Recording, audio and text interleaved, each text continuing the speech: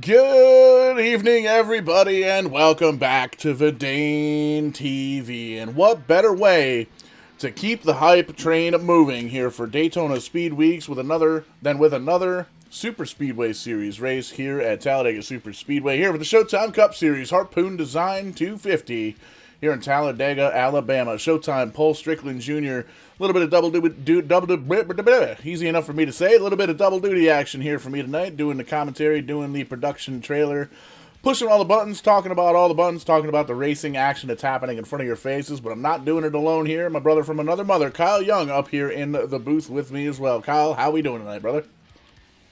Paul, doing pretty good. Glad to be back with Vidane TV for another broadcasted event here. Continuing our Super Speedway Speed Week, as we can call it, with the Showtime Cup Series here at Talladega Super Speedway. Seeing a lot of very good racing out of these guys, a lot of domination from the Richard Childress Racing Camp. But tonight, it's all wide open. Anybody that takes the green flag tonight has an opportunity to go to victory lane. And when as dominant as the RCR gang has been in this series thus far, this is a very good chance for these drivers to take advantage of the benefits that the draft will give them and try to insert themselves into the playoffs by going to victory lane here tonight. For sure, and you're taking a look right now on your screen. The current playoff standings: Tommy Kelly, Tim Wortman Jr., Preston Puryear, Pete Polini, Ed Boyles Jr. have already clinched their playoff berths after 8 races of 16 leading up to the championship showdown. So that's good news there. There you can see Caleb Levener, Trevor Abshner, Jason Renaudin, Derek Cook, Patrick McClendon, Stephen Wood, Pete Woodrum, who's currently he's actually in the hospital right now, and we want to send Pete thoughts and prayers and well wishes. Seems like he's in stable condition. I see he's been talking back and forth with these drivers in the group chat, and Pete, we know you're watching, man. We miss you tonight, but we hope you get a speedy recovery. We hope to see you back on track very, very soon. But there you see Pete in 12th, Ken Ellert in 13th, Michael Buckley 14th, Jimmy Abshner, Wade Palmer the 5th in 16th. And there you can see it's 17th through 20th, 4, 6, 7, and 9 points back here, Kyle. So real tight racing for the points, trying to get into the playoffs here for the Showtime Cup Series. Yeah, the battle very tight at the moment. We still have a little ways to go before we get to the championship playoffs. Let's see here.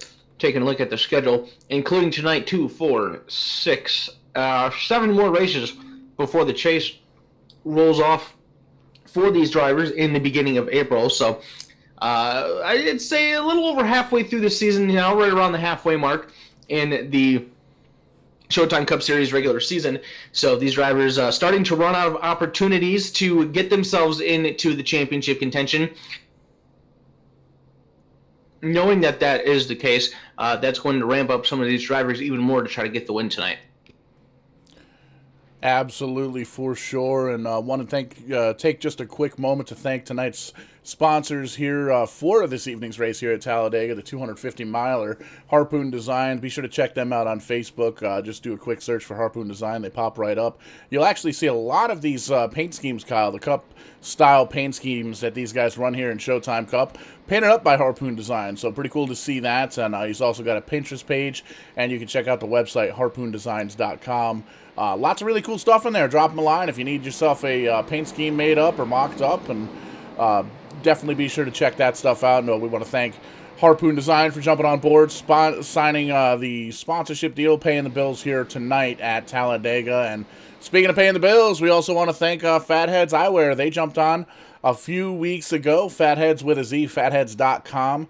Got some awesome, basically sunglasses that are designed for me, Kyle. I got a great big Swedish head, so it's these oversized aviators and the big style sunglasses and stuff like that. And they've also got the prescription style glasses frames on there. Tony Stewart's Smoke brand is a part of the Fatheads family, so pretty cool to see that as well. We want to thank them for signing on board with the Showtime Cup Series. Still working out the details on that promo code, but soon you'll be able to get a little bit of a discount by letting those guys at Fatheads Eyewear know that you were turned on to them by the Showtime Cup Series here on Vidane TV, and very proud to have the Showtime Cup Series here on Vidane TV every single Wednesday night here at about 9:15 p.m. Eastern Time. And No difference here this Wednesday here, Kyle. The lights are off on the pace car. Lined them up 2 by 2 all the way through. Great big field here tonight. Looks like we got a stacked right around 40 cars or so. We're just waiting for the timing and scoring to update. That's going to update as soon as we cross the line here.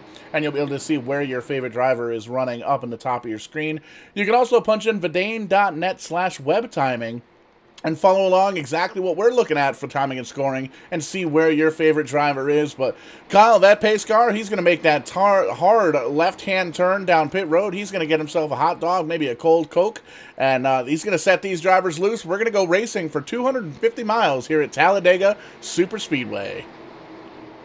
250 miles, 94 laps, half distance to what the real NASCAR Cup Series races here at this 2.66 mile super speedway. Sean Stamper in car number 21 and James Kerr in car number 10 will lead the field down to the green flag. It is in the air, and the Harpoon Design 250 is underway here at the Talladega Super Speedway. Everybody getting onto the accelerator pedal, working their way up through the gears. One lane change, another lane change in the back there. The 88 of Ed Boyles Jr. goes from the top to the bottom. The 11 machine of Wayne Bowen does the same thing.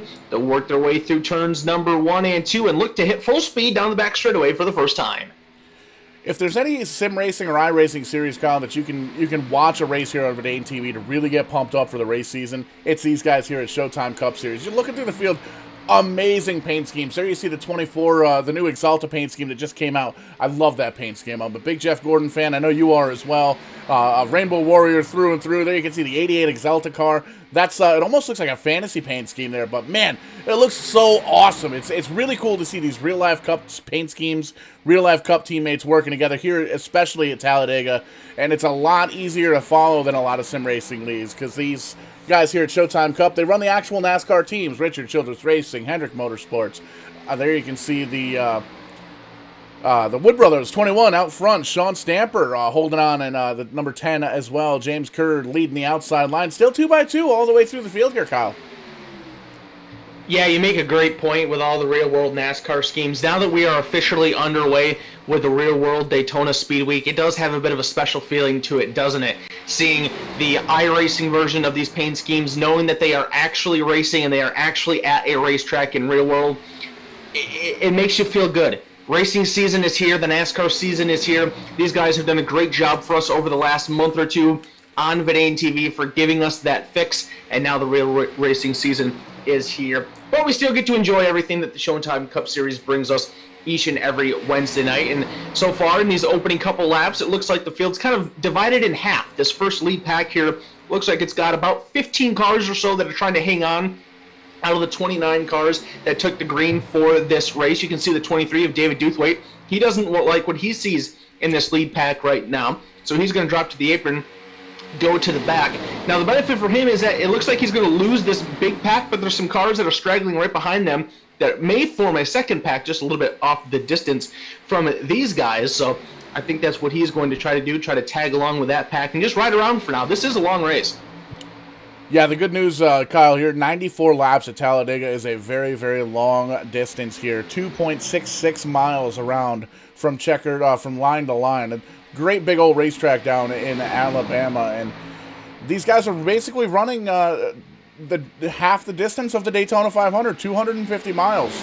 So it's definitely going to be a long race. You want to make sure that you're nice and clean up front, and these guys are doing a great job, leaving a lot of room. A lot of times, usually 5, 6, maybe 10 laps into a run, we'll see some guys try and jump up on that third lane, and a lot of times you can make the 3-wide work, but there's really no sense in such a long race because the if you get too much of a run, you're going to get the entire pack to pretty much close that gap back up, and it's going to be really tough to kind of run away with it. You can see the 21, Sean Stamper, doing a great job, still holding on to that lead. The 7 of Chris Spear, he is right behind him, just kind of tagging along, taking a peek down to the low side, maybe just cooling the motor off just a little bit. The 24 on the inside of him, that's going to be Wade Palmer the 5th, and just really giving a lot of give and take right now. A lot of room being given. There you can see the other Hendrick car, Wade Palmer the 4th, up on the outside there, and the number 5. It's really good racing so far, good and clean, nice pack racing here, and you can actually see here, this is a really good example of pack racing because you can see there's the high line and the low line, and it's just like when geese are flying. A lot of times you can see geese will fly in like a V pattern, and one of the lines off of the V is a little bit longer.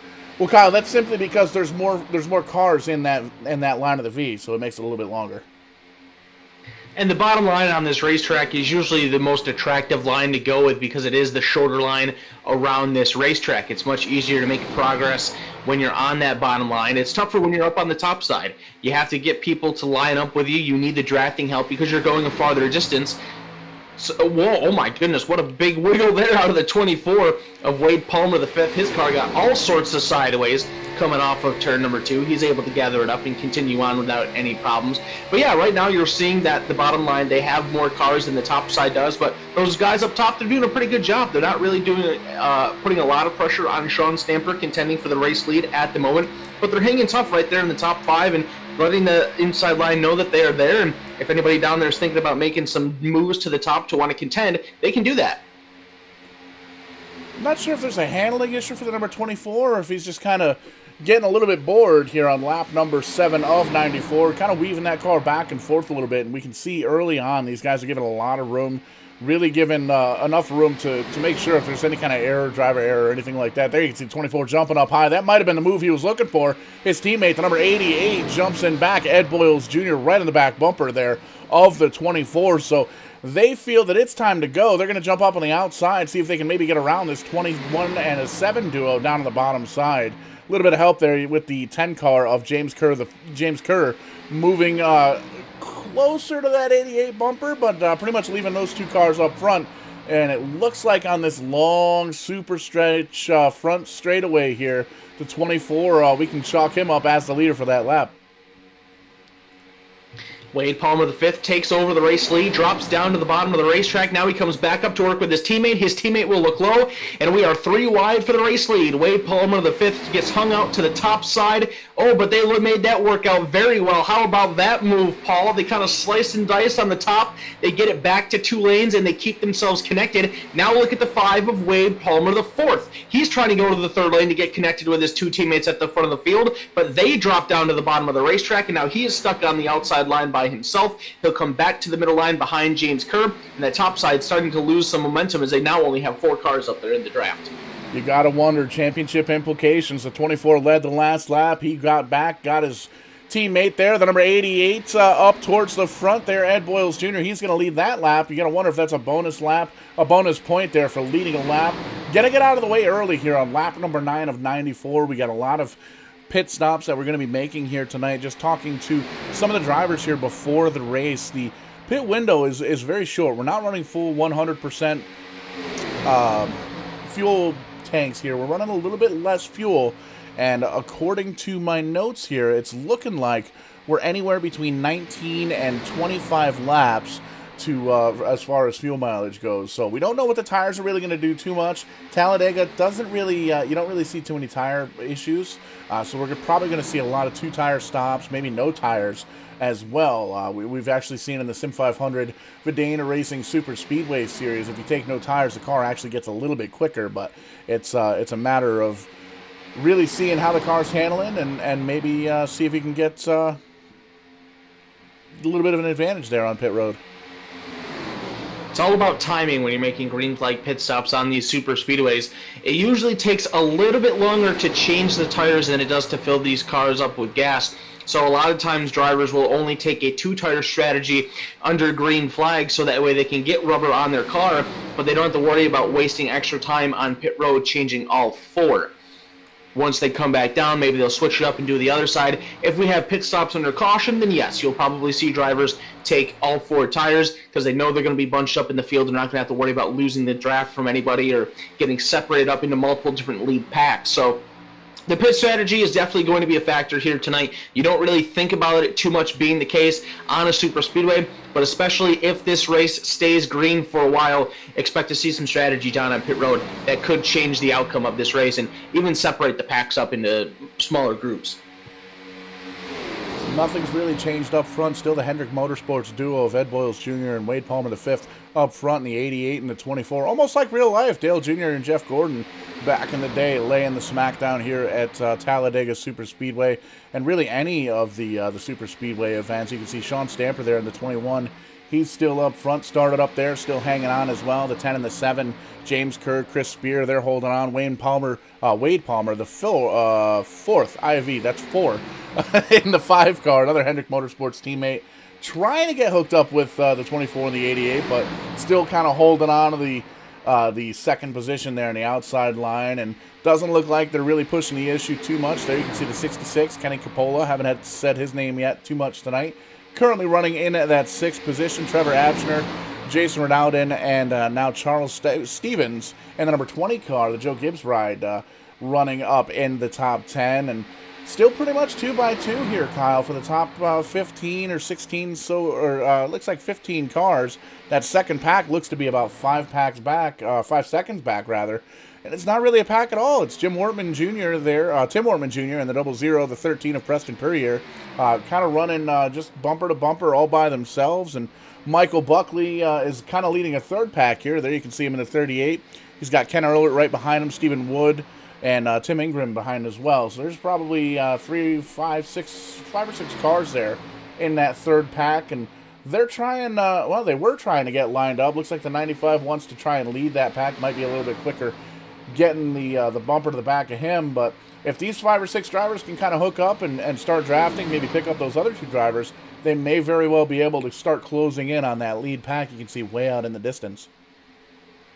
And they're not too terribly far off of the lead pack either. That duo of Tim Wortman Jr. and Preston Purrier are only 5 seconds back from race leader Ed Boyles Jr. So, like you said, if those kind of sporadic packs can kind of form up and come into one, maybe they catch the leaders, maybe they don't, but they should at least be able to keep a steady distance from this lead pack so they don't have to worry about constantly drifting further and further back as the race goes. And maybe if they can work on getting on the same pit sequence as each other, they can make some gains on that lead pack during the pit cycle. Now, we had to have had some movement up in this lead pack. If you can see the 5 machine of Wade Palmer, the 4th, he is tucked up in line right behind his son in the 24 car. So now the Hendrick Motorsports trio down on the bottom with the 88, the 24, and the 5 machines. So those cars have been able to line up.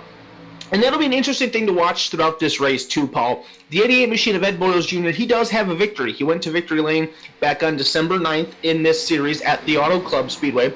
But neither of the 2 Wade Palmers behind him have a victory in this series yet. So we're seeing a lot of good teamwork by these Hendrick Motorsports guys thus far. If it continues and they're in position at the end of the race, it'll be interesting to see if that 88 car helps either one of those 2 drivers behind him get a win, and he can put some teammates in the playoffs with him as well. Absolutely, and anytime you see any teammates working together, especially when there's 3 drivers hooked up bumper to bumper to bumper, usually spells a bad omen for the rest of the field. And especially when it's Hendrick Motorsports, the 88, the 24, and the 5 here at Talladega Speedway, hooked up 1, 2, and 3.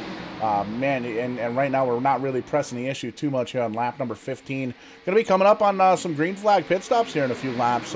Again, making note that the fuel window is anywhere between 19 and 24 laps, so some of these guys that are kind of backing up just a little bit, not right up in the back bumper. They're saving just a little bit of fuel with the draft, but you got to figure the 88 to 24, they've been bumper to bumper. The 88's been leading since he took over the lead when Palmer, the 5th, let him go by and tucked onto the back bumper of him there. You got to wonder if he's really burning up extra fuel because he's out there leading this race, as well as the 10 car of James Kerr leading the outside line.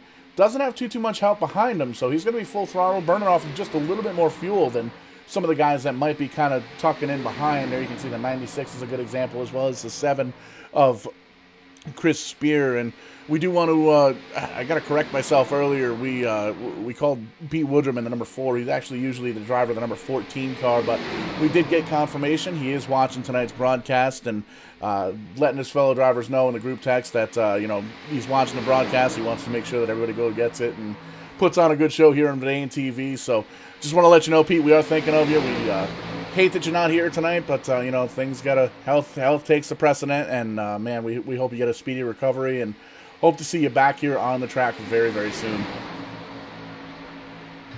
Glad to have him at least tuning in with us on Vidane TV if he can't be here out on the racetrack. Just saw a moment ago there the 6 machine of Colin Zeimer he went a lap down and was scrolling through the field here to check on how the entirety of the field was going. And unfortunately, Paul, we do have a retiree from this event, the 11 machine of Wayne Bowen, back on lap number 5. He blew up at the back of the lead pack going into turn number 3. So there are no fast repairs in this series, unlike some of the other series that we have here on Verdane TV.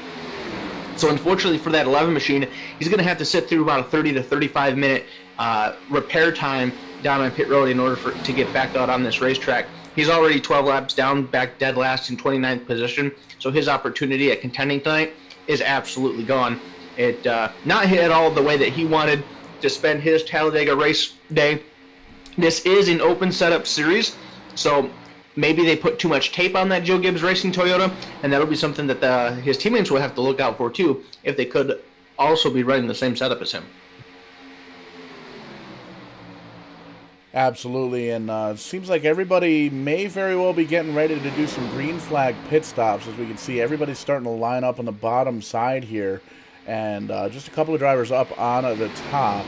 So it's you got to wonder. Don't quite usually have the in-car communications here in the production trailer, but Kyle, you may or may not have it on your end. Are these guys getting ready to pit, or can we tell yet? Well, looking at the servo log here, it does appear that we have cars getting ready to pit, I believe, this time. Or maybe that was older. That may have been older messages. My apologies for that. But yeah, it does appear that these guys are getting ready to come down for green flag stops, as it looks like the 10 machine of James Kerr is the only one on the outside. And now as I'm tuning in to the driver communication right now, the 88 and the 24 car, they are planning to come down this time by. And it's going to be one of those decision calls. Will the 5 come down with his teammates, or will he stay out and try and lead a lap, as the 88 and the 24 already have, to try and maybe get some delicious bonus points? But, man, it's one of those things at Talladega. If you pit by yourself or if you pit without teammates, really, really hard to make up ground. And we'll see here as the drivers are coming out of turn number 4. There you can see the 88, the 24. They dip on down low. They bring the 5 car with them. Looks like they're going to bring the entire field with them, except for 3 cars that are going to stay out. Evan Amick, Sean Stamper, and Marshall Layton, the 42, the 21, and the 22 staying out on track. Looks like we got a little bit of calamity back there. A couple of drivers down in the grass. That's going to tick off the landscapers for sure. You know, Daytona 500 weekend. Oh, we're in Talladega. They don't care about the grass too much, but getting into that's one of the things here. It looks like we still got drivers down in the grass. It's really tough with these drivers because you don't usually get a chance to practice green flag pit stops with this many drivers during the practice sessions throughout the week and the night before the race. But, man, it's really tough, and we can see there's a lot of action here on pit road. We'll see if we can take a peek there. You see the 7, the 10, they make their way out. The 5, the 88, the 19, all these drivers coming back out off of pit road. So looking real quick, a lot of 14, 15, 16 seconds pit stops. Looks like the 95, the 00, Kenny Alert, Tim Wortman may have taken 2 tires. That's a 9-second stop there. Michael Butley, 2 tires. Caleb Levener, 2 tires. Stephen Wood, 2 tires. Tim Ingram, Patrick McGlennon, Preston Peary, 2 tires. Looks like everybody else may have taken 4 tires, and we can see now the 21, the 42, the 22 are on pit road this time by. So lots of action on pit road. Looks like everybody kind of pretty much goes through clean, and it looks like we're going to have the Ed Boyles machine as well as his teammate there, the 24. They're going to be the ones leading the race as it comes down. They're going to be, you can see they get kind of hooked up. The 24 is going to jump in front, Wade Palmer the 5th. And they should be able to blow right by everybody on pit road. It's going to comfortably hand those guys the lead. Yeah, pit road was a very wild place during that first lap of green flag pit stops. Their teammate in the number 5 machine, Wade Palmer the 4th, he made a mistake coming down on the pit road, spun out and collected a handful of other cars. There were cars spitting on pit road, going down into the grass, and that has really shaken things up here, as it looks like this is going to be your lead pack. Those 2 cars, they are 4.5 seconds ahead of the 21 machine of Sean Stamper. who Stamper is currently all alone. He has the 7 machine of Chris Spear closing in on him, so those 2 cars are going to get linked up. And then right behind Chris Spear is a pack of 5 cars that consists of Marshall Layton, Trevor Apsher, Evan Amick, James Kerr, and the 66 machine of Kenny Kapala. So it's going to take a little bit of time for all these cars to get grouped up, but with a bigger pack behind the leader, just give it about maybe 5 laps or so, and we should have about a 10-car lead pack here. Absolutely, and there you can see Marshall Layton in the number 22 Pennzoil Ford. He's going to try and take the command of that little bit of a pack there, and you can see they're closing in on the 7 as well as the 21 of Sean Stamper, and once those drivers get lined up, they should be able to chase down the 2 drivers, the 24 and the 88 of Wade Palmer the 5th and Ed Boyles Jr., no problem. And you can see they're pretty much lining up just single file, and you can see the 22 getting right back to the bumper of the 7 car. It looks like he's going to he took a peek outside. It looks like they're going to try and tuck in. They know at this point here on lap 24 as they cross the stripe, still quite a bit of distance to go, quite a few pit stops that they're going to have to make here, Kyle, but you still don't want to get that far away from the leaders this earlier on in the race. Yeah, by my estimation, if we stay green the entirety of this race, we're looking at about 4 green flag pit stop cycles. So these guys did a great job of grouping themselves back up. It would be of a little more benefit if James Kerr would drop down and make this a 7-car single file line. But they were 7 seconds behind the leading duo up at the front of the field. I have a feeling that they're going to close that gap quite dramatically once they come across the stripe this time by. Sean Stamper just about ready to do that, so let's see what it is when they complete lap number 24 here. It goes from 7 seconds to only 6.6 seconds, so they only gained 0.4 of a second on that top 2, despite having, what's that, about 3.5 times the size of the lead group up front? Well, it's not necessarily the size of the group. It pretty much matters how tightly everybody is, and you can see that 3rd pack starting to form as well. These guys are pretty loose. It seems like there's about a car length or 2 between a lot of these drivers towards the back of the pack. You can take a look at the front. They are bumper to bumper, so those guys are really pushing each other up towards the front, they're up in the front and really pushing on each other, working with each other, so they're not going to lose too much time. We'll see what the distance is right now. 6.2 last time by, 6.2 seconds, and as they cross the stripe this time, pretty much drops it to 6 seconds, so not really making up too much ground. And we can see this 3rd pack is a little bit more organized down in the bottom. There's a couple of drivers up on the high side there. You can see the number 9 of Matt Mack and the 95 of Kenny Allert, the 20 leading this pack here, Charles Stevens, and they're starting to kind of close in on that 2nd pack there, Kyle. And there you can see just a lone car towards the back of the pack, just kind of barely off the picture. Didn't quite catch who that was. I believe that may be the number 17 of Tim Ingram, but these guys are starting to close up just a little bit. They really need to get on the back bumpers of the driver in front of them, see if they can maybe move forward, pick up that 2nd pack, and close in on those leaders.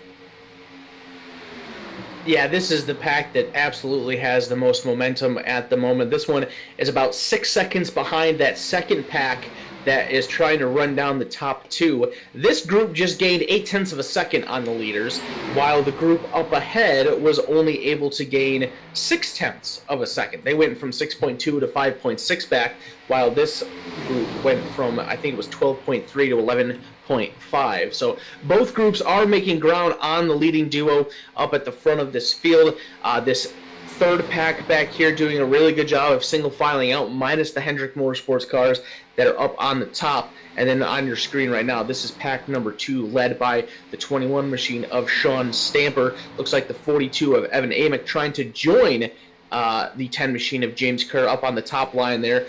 We've seen in some of these super speedway races throughout the week, Paul, that you don't necessarily have to stay in line. If you have enough cars, even if there's 2 at 2, you can still make up some good ground. Oh, for sure, and it really depends on who you're running with, and we can definitely tell that the 24 and the 88, the teammates of Wade Palmer the 5th and Ed Boyles Jr., those drivers have been working together either just this week, or if they've been working together for a long time. We don't quite know the relationship between the 2 drivers, other than the fact that they are, in fact, teammates under the Hendrick Motorsports banner. But just the way that they've been able to draft, they were able to swap the leads back and forth there early on in the first couple of laps. They made some clean pit stops, so it shows that they practiced the pit stops, and well, they've got a 5.5 second lead over this entire pack, and really after pit stops 8 or 9 laps ago now at this point, this pack of 6 or 7 cars has really only been able to close up about 6/10, maybe 7/10 of a second. So they are making up a little bit of ground here, Kyle, but it doesn't seem like it's as quickly as you would hope. And you can see that third pack starting to get a little bit more organized.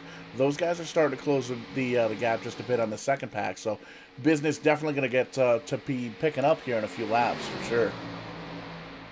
Yeah, I am thoroughly impressed at how well the top two are doing at minimizing the lead shrinkage that is coming from behind.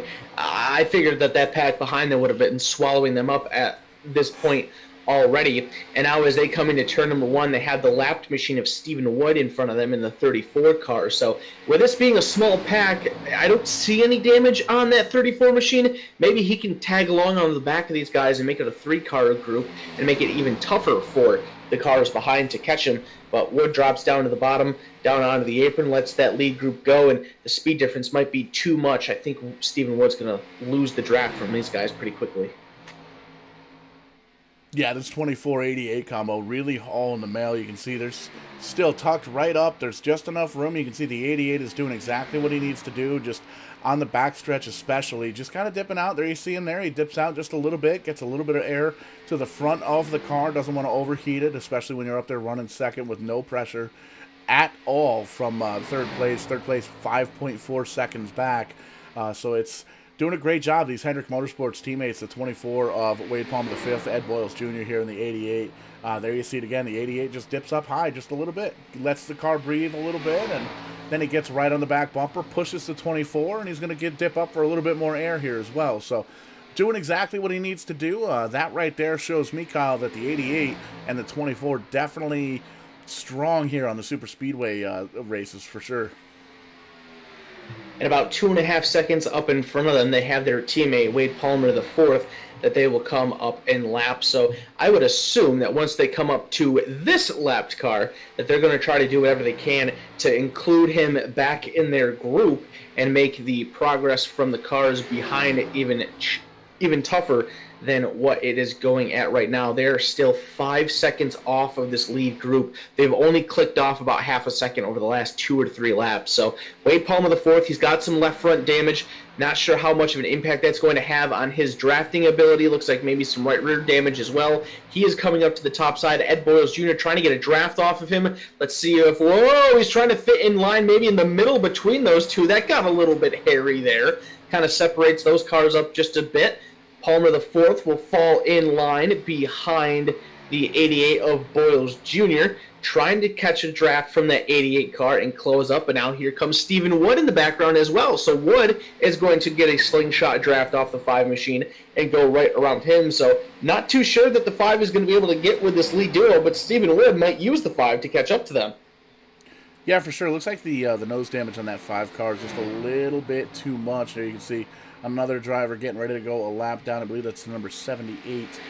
Check that. That's the 74 machine of Jason Renaunden going a lap down. And there you can see the 34 is really doing a good job as these cars are getting lapped. He's getting around him, Stephen Wood. He's currently 2 laps down, but he is in a position to where maybe he can get a little bit of a pushing help from the number 74.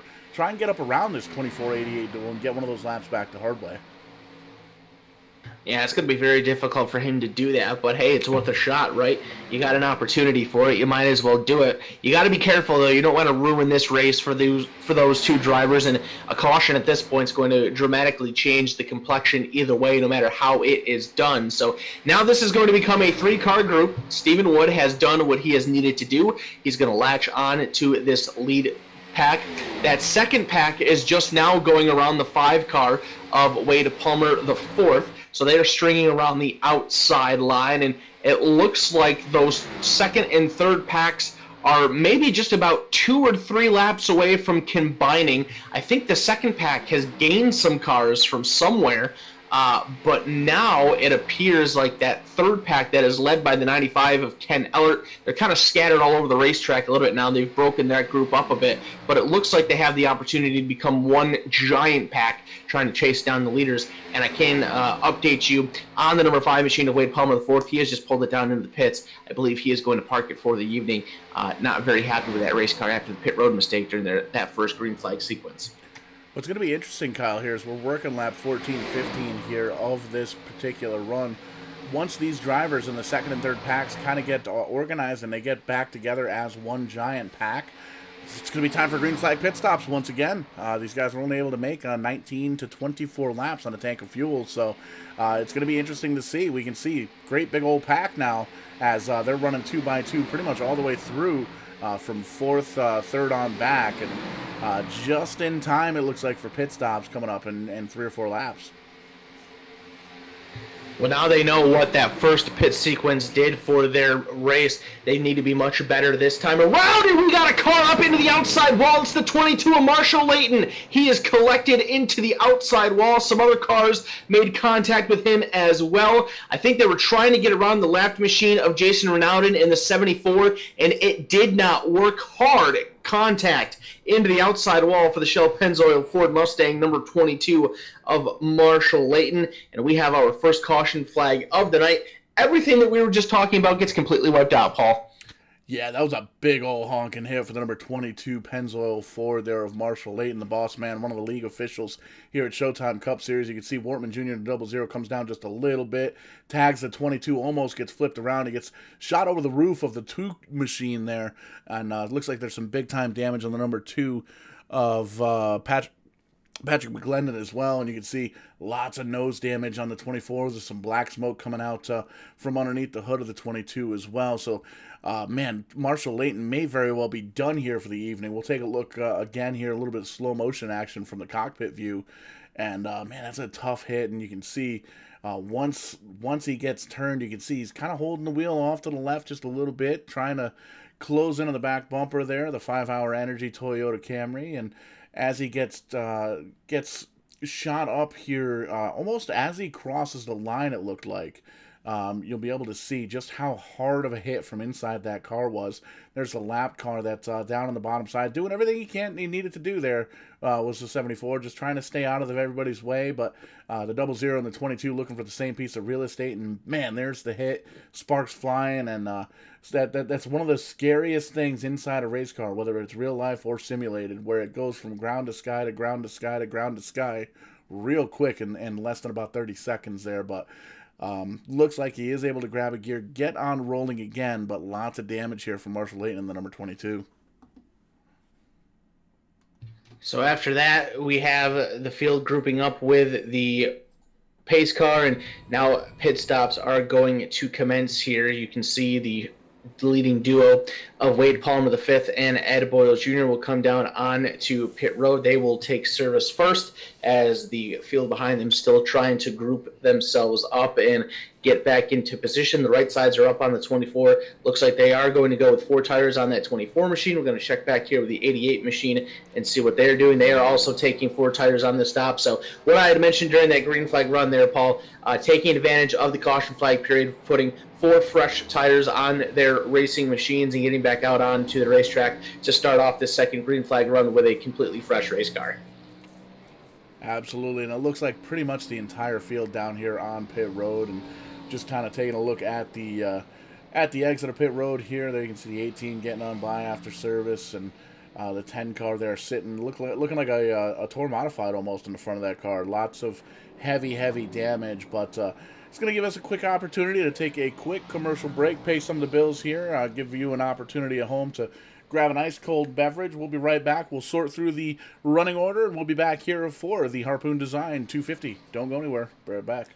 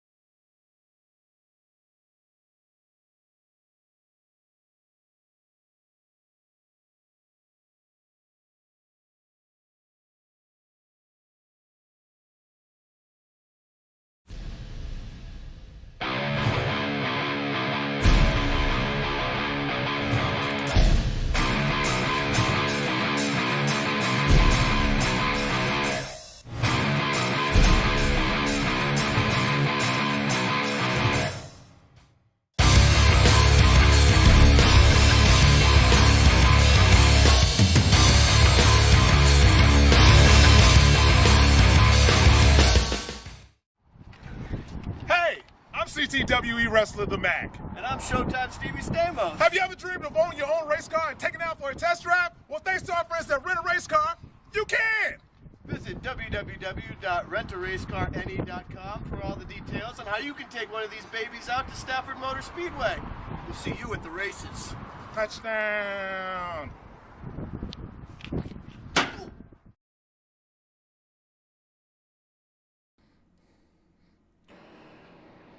And we're back here live at Talladega Super Speedway here again, picking up after the caution here with the 22 of Marshall Layton getting some big-time damage here for the Harpoon Design 250. A little bit different up front. We can see the 19 seems to be the leader. Looks like two tires stopped there for the 19 of Trevor Abshner. 24, Wade Palmer the 5th is going to be on the outside. Chris Spear in the 7. He's going to restart in at the 4th position with the 41 of John Tuddy on the inside of him. Ed Boyles, the number 88, he's going to be restarting 5th. Sean Stamper 6th. Preston Purrier 7th. 8th is going to go to Charles Stevens. Ken Ayler 9th, and Caleb Levener 10th. Kyle, we got the lights are off on the pace car. We got to bunched everybody back up into one great big old pack and kind of threw the... didn't really throw the fuel mileage out the window just yet, but took a set of green flag pit stops out of it. We saw one earlier on tonight, laps 19 and 20 or so, and as these drivers were getting ready for the second batch of green flag pit stops, they had a quick little caution that came out, kind of gave everybody the opportunity to come down pit road, work in the cars just a little bit, throw some tires, fill it up with fuel, and we'll see what we get. But it looks like the 19 is going to pick the outside line. The number 24 of Wade Palmer the 5th, he's going to be on the outside. The pace car, the iRacing Mustang pace car, dips on down low, makes that hard left-hand turn. Well, it's kind of a soft left-hand turn, I guess. He's going to leave these drivers to it. They're going to bring them down to the green flag. Green flag will fly at the completion of lap number 39 here out of 94 tonight. In this event, Trevor Absher, Wade Palmer the 5th will be your front row as we come back to green flag racing here. A full pack, fresh tires, a full tank of gas. Let's restart it and go back to racing. Green flag flies, everybody coming up through the gears and racing down into turn number 1. The 20 machine, Charles Stevens, big gap on that outside line. He's going to find a hole down on the bottom, ditch that, and fall in line right in front of the 12 machine of Caleb Levener. Haven't mentioned Levener's name too much yet here tonight. He is inside the top 10 for the first time.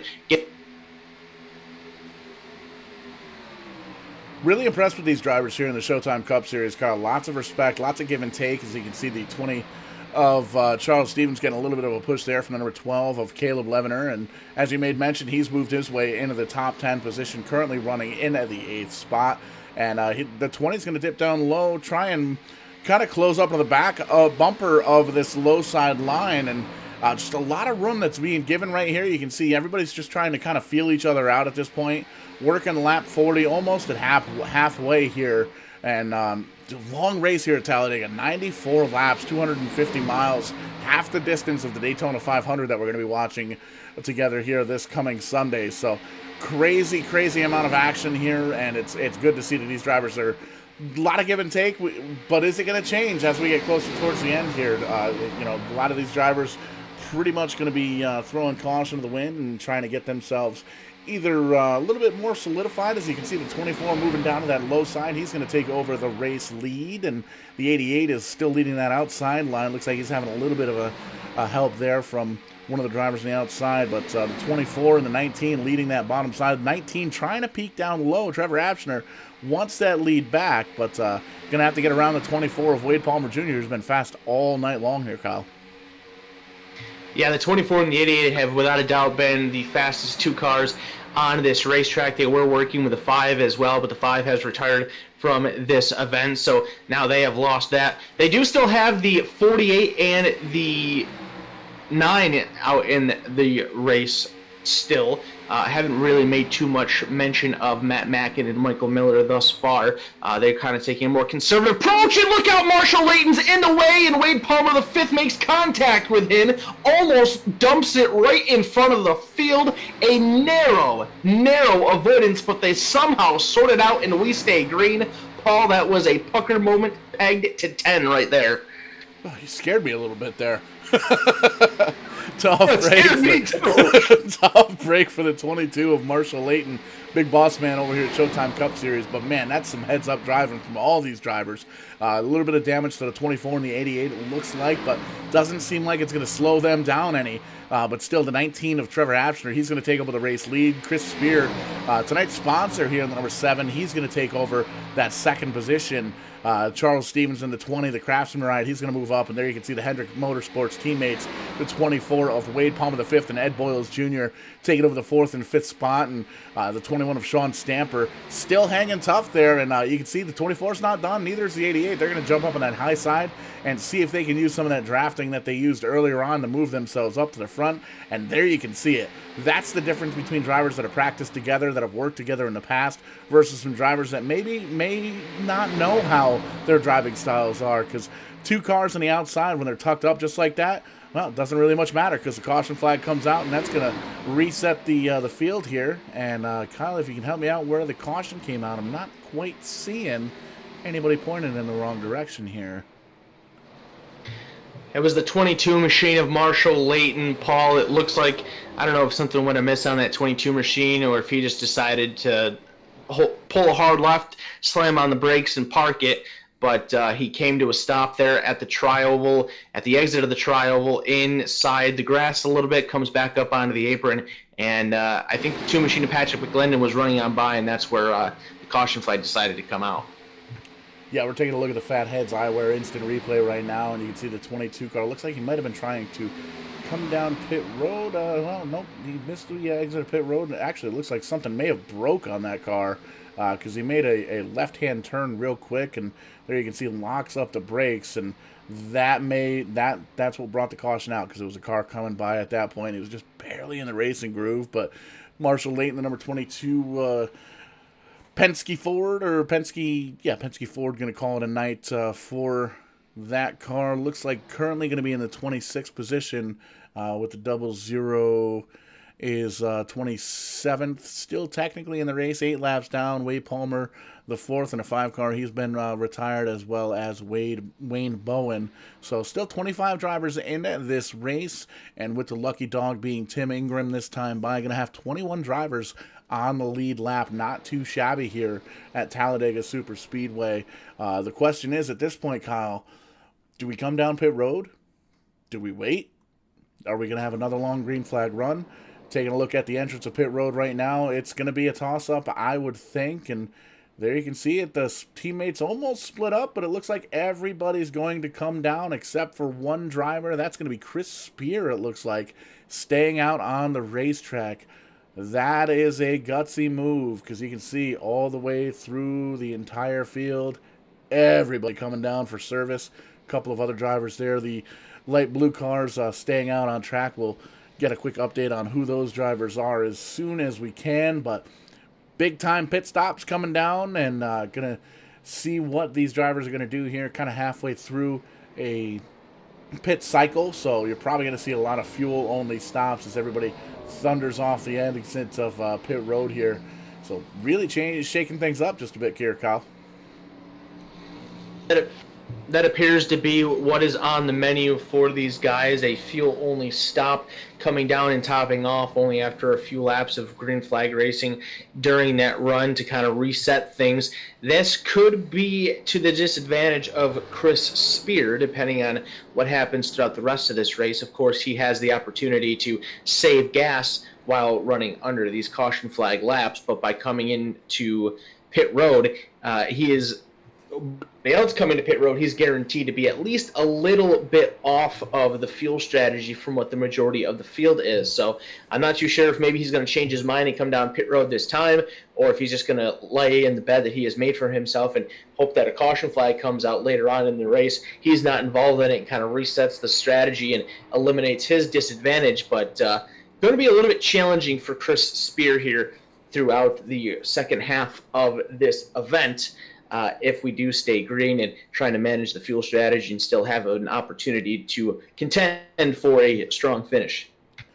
You know, Kyle, he may very well just be trying to get a little bit of TV time for tonight's race sponsor, Chris Spear, the owner of Harpoon Design. You can see the They usually run the Cup paint schemes here in the Showtime Cup Series, but they did let him slide here tonight for sponsoring this evening's race. He was able to run a custom paint scheme that he actually painted up himself, and it's pretty neat looking. I'm kind of digging the octopus look down the side of the number 7 car, and you can see the 6 and the 2 stayed out with him, but those drivers are a lap down, the 6 of Colin Zier and the 2 of Patrick McClendon, so you'll probably see those drivers come on down pit road this time by as the entrance of pit road. Well, there you see the 2 car. The 6 car is going to stay out with the 7 car, and that'll be interesting to see. The 7 car is going to have to hope for maybe not necessarily a quick caution, but at the very least, he's going to want to hope for a caution. See if we can maybe get a word in here with the race sponsor tonight and the current race leader, the number 7, as the lights go off in the pace car. Chris Spear, you got a copy, bud?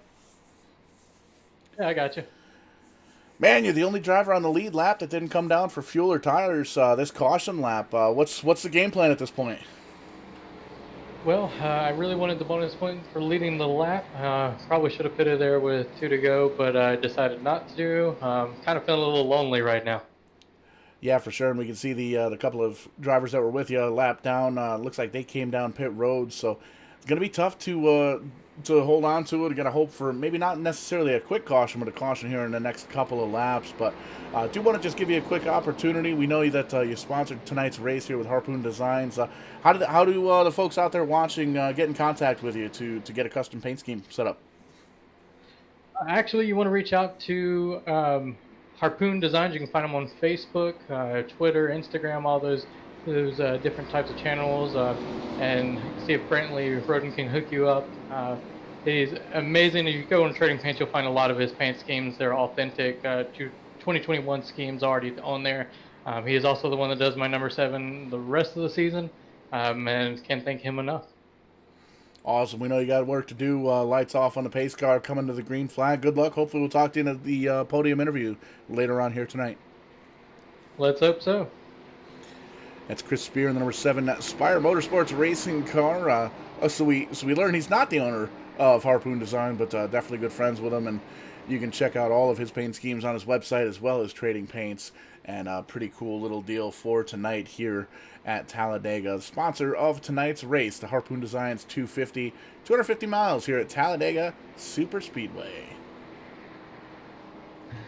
So here we come off at turn number 4. We're going to go back to green flag racing, this time by, as just mentioned, Chris Spear. He is your race leader. Sean Stamper in position number 2.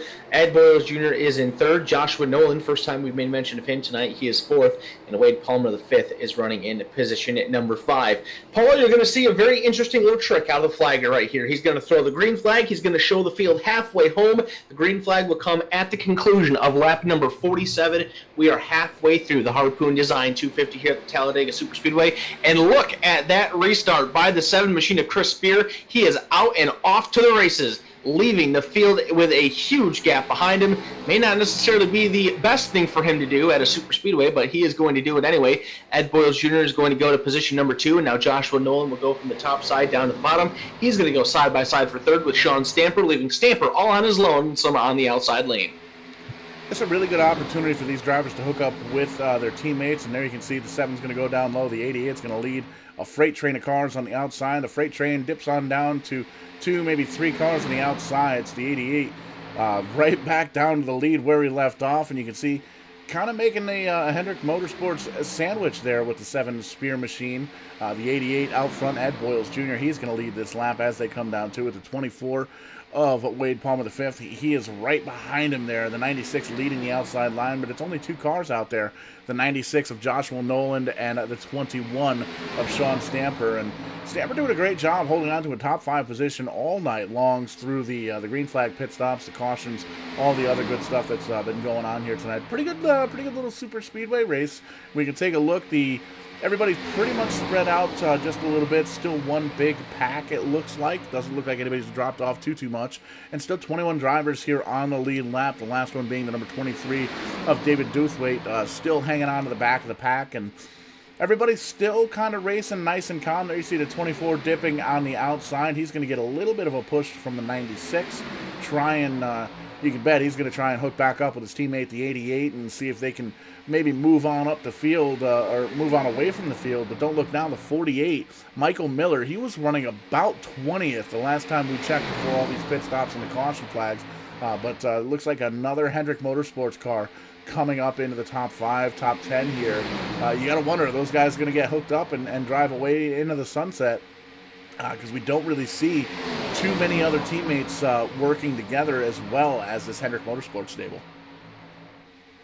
No, definitely not. This is the first opportunity that we've seen Michael Miller up close towards the front of the field. Matt Mackin isn't too far back either. He is at the back end of this lead pack, trying to work his way through, just hanging out at the moment for right now.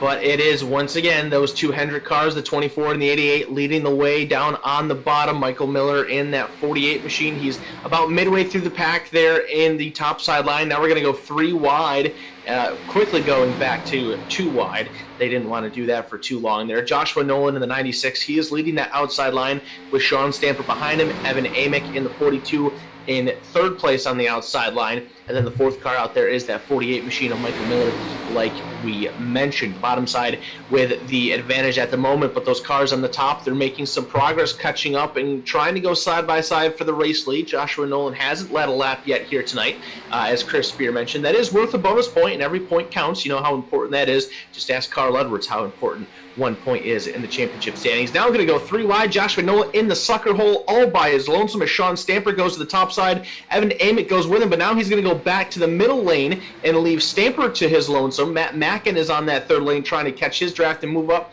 Not quite sure if he's going to stick there or not, and now Stamper falls in line right in front of the 48 of Miller. So lots of different combos that these drivers are trying to see. They're looking up front. They're seeing the 24, they're seeing the 88, and they're seeing pretty much enough space between those 2 bumpers to maybe hold a piece of paper, maybe 2 sheets of printer paper in between the 2 cars there. That is definitely not what you want to see as we go 3 wide for 3rd place, and as we saw before, dropped it right back down to 2 wide. So these guys are trying to figure out who they can work with, who they can push, who they can draft with to try and get around those Hendrick Motorsports teammate of Wade Palmer and Ed Boyles Jr., but it doesn't really seem like any combination has worked so far. As we can see, this 21, Sean Stamper, he is still running strong, trying to get something going almost on the extreme high side there. You see, he keeps peeking his nose out there, trying to get a little bit of a draft off of the 42 and trying to get the 48 to maybe go with him, but it looks like he's going to try it once again.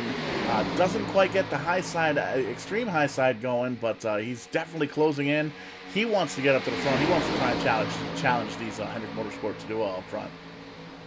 Man, look at how aggressive the 96 of Joshua Nolan is getting with his side draft and getting right on the door of those Hendrick Motorsports cars. Not quite finding the success that he, I think, is searching for by doing that move, but he is certainly getting aggressive. You can see how much he wants to put that number 96 Toyota Camry up at the front of this field. Just doesn't quite have the drafting help out of the back end that he needs, and he does have some right rear damage on that machine as well. It doesn't seem like it's affecting him too much, but you have to wonder if maybe that's why he just can't quite get that extra oomph to get up and take over the race lead. Evan Amick in the 42 has now taken over the 2nd position on that outside line. Him and Sean Stamper have swapped spots there as they did a little bit of racing. You can see once again Nolan getting right down as close as he can onto the right rear corner panel and the door panel of the 88, trying to pull that outside line further along. But Evan Amick, he's not really getting squared up and even on that 96. He's not following the 96 down there, kind of leaving it staggered off a little bit when he goes and makes that move.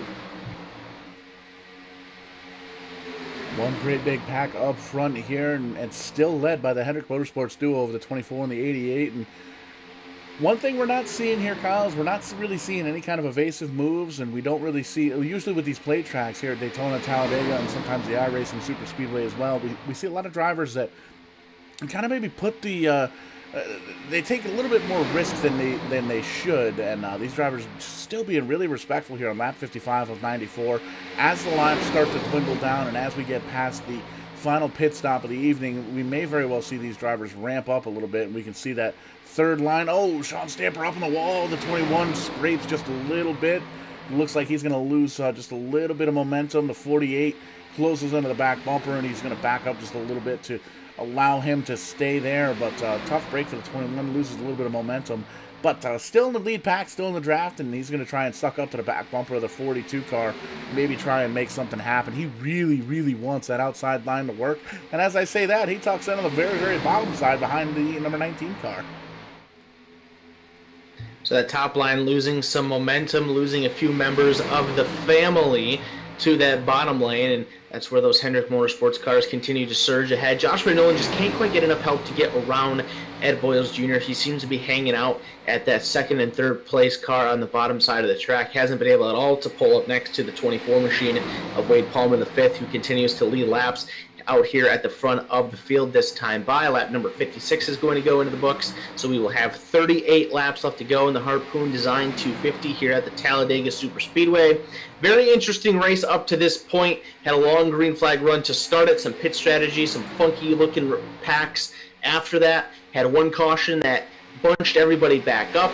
Another caution flag quickly after that, and now here we are with our third green flag run of the evening, just shy of an hour into this event and closing in on lap number 60. So these guys clicking off laps, getting closer to the finish, and as we continue to get closer to that finish, the excitement, the anticipation, the aggressiveness going to continue to skyrocket through the roof. Things are going to get a little bit more daring. Still have some pit strategy to worry about, and apparently for your race leader, you got a bit of a connection issue to worry about too, Paul. And that's definitely not something you want to have here at Talladega, or really any of the racetracks here. But as it's really one of those things, you have a connection issue. Hey, you see Sean Stamper dipping below the yellow line, really trying to make something happen in that 21 car. And if nothing else, he's going to be styling and profiling as he does it, getting as much TV time as we can. We can see in the Facebook chat has a couple of supporters as well. So we want to thank you guys for watching both on YouTube and Facebook here this evening. The Showtime Cup Series Harpoon Design 250 here at Talladega Super Speedway. And the 21 finding a spot down on the bottom side. And just taking a look here at timing and scoring, I believe we're probably about 13 to 15 laps in. So with these smaller fuel cells these guys are running here, it's gonna be time to start thinking about those green flag pit stops once again here. And one thing that we're noticing here, it's going to be pretty much bringing us back to the beginning of the race here, Kyle, where they were in a big pack, and this is really where you might want to see a caution for the number 7 of Chris Spear, because he's working lap 22, lap 23 of this run, where everybody else is running about 14 and 15. So he is going to have to come down, Chris Spear, that is, on the number 7 car. He's going to have to come down pit road before a lot of these drivers, unless he can make something happen with maybe Inspire Motorsports teammate or maybe any other of the manufacturers that are running the same as him. But we can see the Marshall Layton still on pit road as well, trying to get that car repaired. But man, it's going to be tough to see what happens. Yeah, if you're Chris Spear, the way that this race is going, not necessarily working into his favor, being a few laps shy on fuel compared to the rest of this lead group. And take a look at that outside line there, Paul. That LI Chevrolet, the number 48 machine of Michael Miller, starting to enter the picture here. That is the third of 5 Hendrick Motorsports cars in this race. As we mentioned earlier on, they no longer have the 5 car of Wade Palmer IV in here, but they still have 4 cars, and the third one starting to work his way towards the front of the field. Matt Mackin doing the same thing back there, and the Napa Auto Parts Camaro. So slowly but surely, the Hendrick car starting to come to life here. We're 3 wide in the lead pack. Jason Renaudin up there all by his lonesome. He'll tuck back in line behind the 17 machine of Tim Ingram, and they will continue on now as a 2-lane pack. Lap number 60 will go into the books. 34 laps remain. A little bit of a scary situation there for the 4. Looks like it was a bump that wasn't quite square from the 88 to the 24. He kind of shot down low on the yellow line, but didn't advance his position. Oh, hard in the wall. The 42 turns up, collects another car here. That's definitely going to bring out a caution here on lap 61, I would think. No, we are still green flag. And, oh, the leader gets turned down low. And we're wrecking, there you see another car turned down low as well. 96 is going to take the lead. Still green flag here at this point. A couple of cars on. There we go. Caution flag's out. Okay, that makes me feel just a little bit better. Man, tough break for some of those guys. Josh Nolan's going to inherit the lead here. All these drivers are going to get an opportunity to pit under yellow flag conditions, which is Definitely a little bit less nerve-wracking than pitting under the green, but man, that was quite a couple of mini wrecks here. We're gonna back up the Fatheads Eyewear instant replay and take a peek and see exactly what it was that happened, because there was about 3 or 4 wrecks that happened there in that lap, Kyle. Yeah, there was the incident, the multi-car incident over there in turn number 2, and then the 17 machine got spun out over there in turn 3, and I'm pretty sure that is what the caution flag came for. But we'll take you through both of them. This is the lead pack here. We're focusing in on the 48, the 17, and the 42. This is all going to break out right around the 42 machine there of Evan Amick at the back of this field, entering turn number 1. You see they're 2x2 behind race leader Wade Palmer, and right there, the 74 of Jason Renaudin comes down into the right rear of Evan Amick, puts both of them into the wall. They come back down the racetrack and collect a few more cars. We'll get a better look at it here. You can see the 74 comes down. The 42 moves up just a little bit. They both go into the outside wall. Matt Mackin tries to avoid. He collects the 95 of Ken Ellert. Then the 9 comes back into the 6 of Colin Zeimer. Zeimer puts the 42 back in the wall, but they're all still pointing in the right direction, so the caution flag does not come out. Fast forward and bump up to the 17 machine of Tim Ingram, and that is where the caution flag flies. You can see the bright blue Fastenal Ford Mustang. Well, first off, Wade Palmer, the 5th, gets contacted by his teammate, nearly spins, and then the 7 of Chris Spear comes up, makes some contact with the left rear corner panel of the 17 of Ingram, and Ingram spins. Fortunately for him, he never touches anything, locks up the brakes, gets that car slowed down very quickly, but he's stopped in a very precarious position, tries to get it going, slides up, and that's where the caution flag comes out. So a lot of things happening there. Could have been much worse for Tim Ingram, but a lot of cars in that first incident that didn't draw out the yellow. The 42 of Evan Amick, the 9 of Matt Mackin. I think the 18 machine I saw had some damage in that one of Jimmy Absher. A lot of cars that collected some damage. Jason Renaudin as well, and going to change the complexion of this race once again. And we're looking about just right around 2/3 of the way done here. Lap 63 in the books, working lap 64 of 94. So we're looking right around 30 laps to go here. Just kind of taking a look at some of the stragglers coming off of pit road. And we can see the number 19 of Trevor Abshner. He's going to be leading as they come off. Looks like a 2-tire stop, 8-second pit stop for the number 19 team. The 96 appears to be in the second position. Looks like a 2-tire stop there, maybe a little bit of a longer 2-tire stop there for 11.8.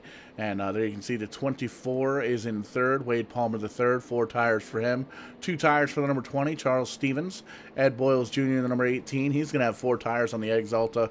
Number 88, the 48, Mike Miller, is... That's a 4-tire stop there for the Hendrick Motorsports. We got 3 of the Hendrick Motorsports stable up in the top 6. That's definitely going to be a factor here in the final third of this race. Michael Buckley, he's going to have 2 tires there in the number 38. Haven't talked about him all night long in that front row car. He's going to be in the 7th spot. 21 of Sean Stamper, he's going to have 4 tires on that machine. He's going to be in the 8th position.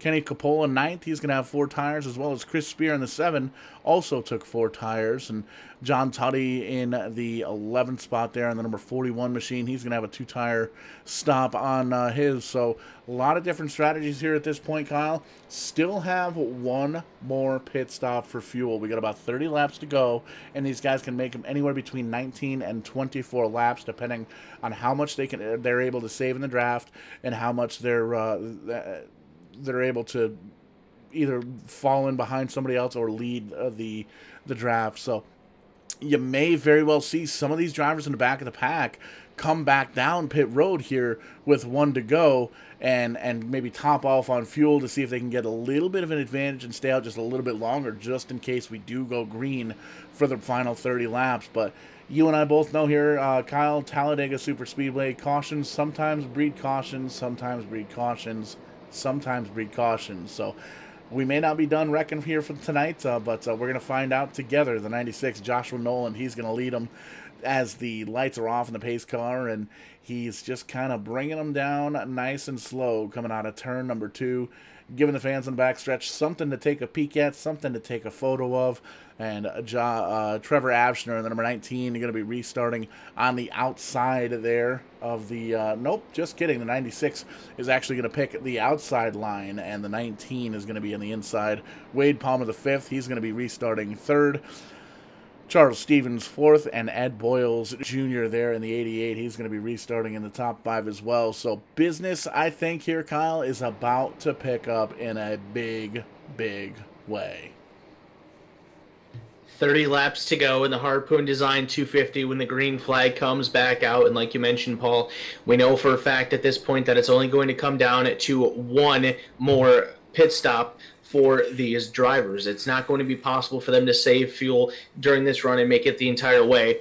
So if it stays green flag, though, you're going to have to put the pressure on and make sure that you don't mess things up. That first green flag pit stop cycle that we saw at the very beginning of this race changed how that first run went very dramatically. There were cars spinning and crashing all over the place. It split up the lead pack into 3 multiple packs, and there were only 2 cars out at the front of it. So if we are to go green flag the rest of the way here, you have to make sure that you are mistake-free when you make that green flag pit stop, because if you screw that up, you will not have an opportunity to win this race. So here we go. We're going to go back to green with 30 to go. Trevor Absher, Joshua Nolan, your front row. You've got 3 Toyotas in the top 4 spots. You also have 3 Hendrick Motorsports cars inside the top 6 right behind them. So some interesting lineups there. We'll see how they play out on the restart. Green flag is out. Back to racing we go. Good clean restart so far. A little bit of wobbly for the number 96. He has no help on the outside line. The number 19 holding on to the lead, but he's got the 24 and the 88 behind them, and you can already see the 24 trying to take a peek on the outside, as is the 88. He's just trying to move that 96 out of the way, so when the 24 goes high, the 88 can jump right up there with him. And it looks like they already lost the 48 car.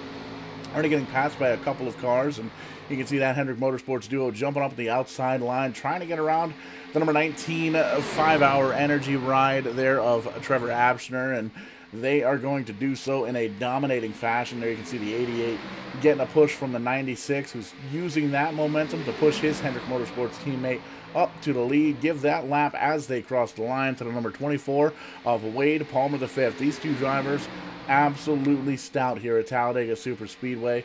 And Kyle, you and I both have run super speedways in the past. We've both run at a lot of different super speedway series as well. And you can definitely tell the 24 and the 88 have worked together before in the past on super speedways, and definitely have a lot of laps in as well. It's one of those things you can pretty much tell here, especially at Talladega. A lot of drivers like to think that they're good at the super speedways, but pardon me, we can tell that Palmer the 5th and Ed Boyles Jr. class of the field here at Talladega Super Speedway for sure. Yeah, it's going to take something special to dethrone these two drivers. They've been absolutely stellar at the front of the field this entire race, and it doesn't quite seem like, from what we've seen thus far, anybody has been able to figure it out and how to get around them. Now, maybe they're all just kind of conserving a little bit and waiting until it matters to try to pull out the big moves and show what they've got, but it's going to be very difficult to beat those two Hendrick Motorsports cars up front. And I mentioned earlier what the strategy could be for those two drivers, since Ed Boyles Jr. already has a victory, and he's been the pusher throughout the majority of this race, Paul, so maybe they are trying to get that 24 car to victory lane so they know that they can put two Hendrick Motorsports cars into the playoffs here in about 2 months or so when they start up. Great opportunity to do this kind of teamwork. We know how strong those RCR cars have been this season. Those RCR cars are not here. I know we haven't made mention of that yet, but we have not seen it in Tommy Kelly or Pete Polini throughout this race. So another opportunity for these guys to take advantage of it, and the Hendrick Motorsports cars up at the front are absolutely doing so tonight. For sure, and they're doing so in a dominating fashion. There you can see the 96 and the 21 still trying to make that top side work, and the 21, man, you got to give it to Sean Stamper. Does a really good job.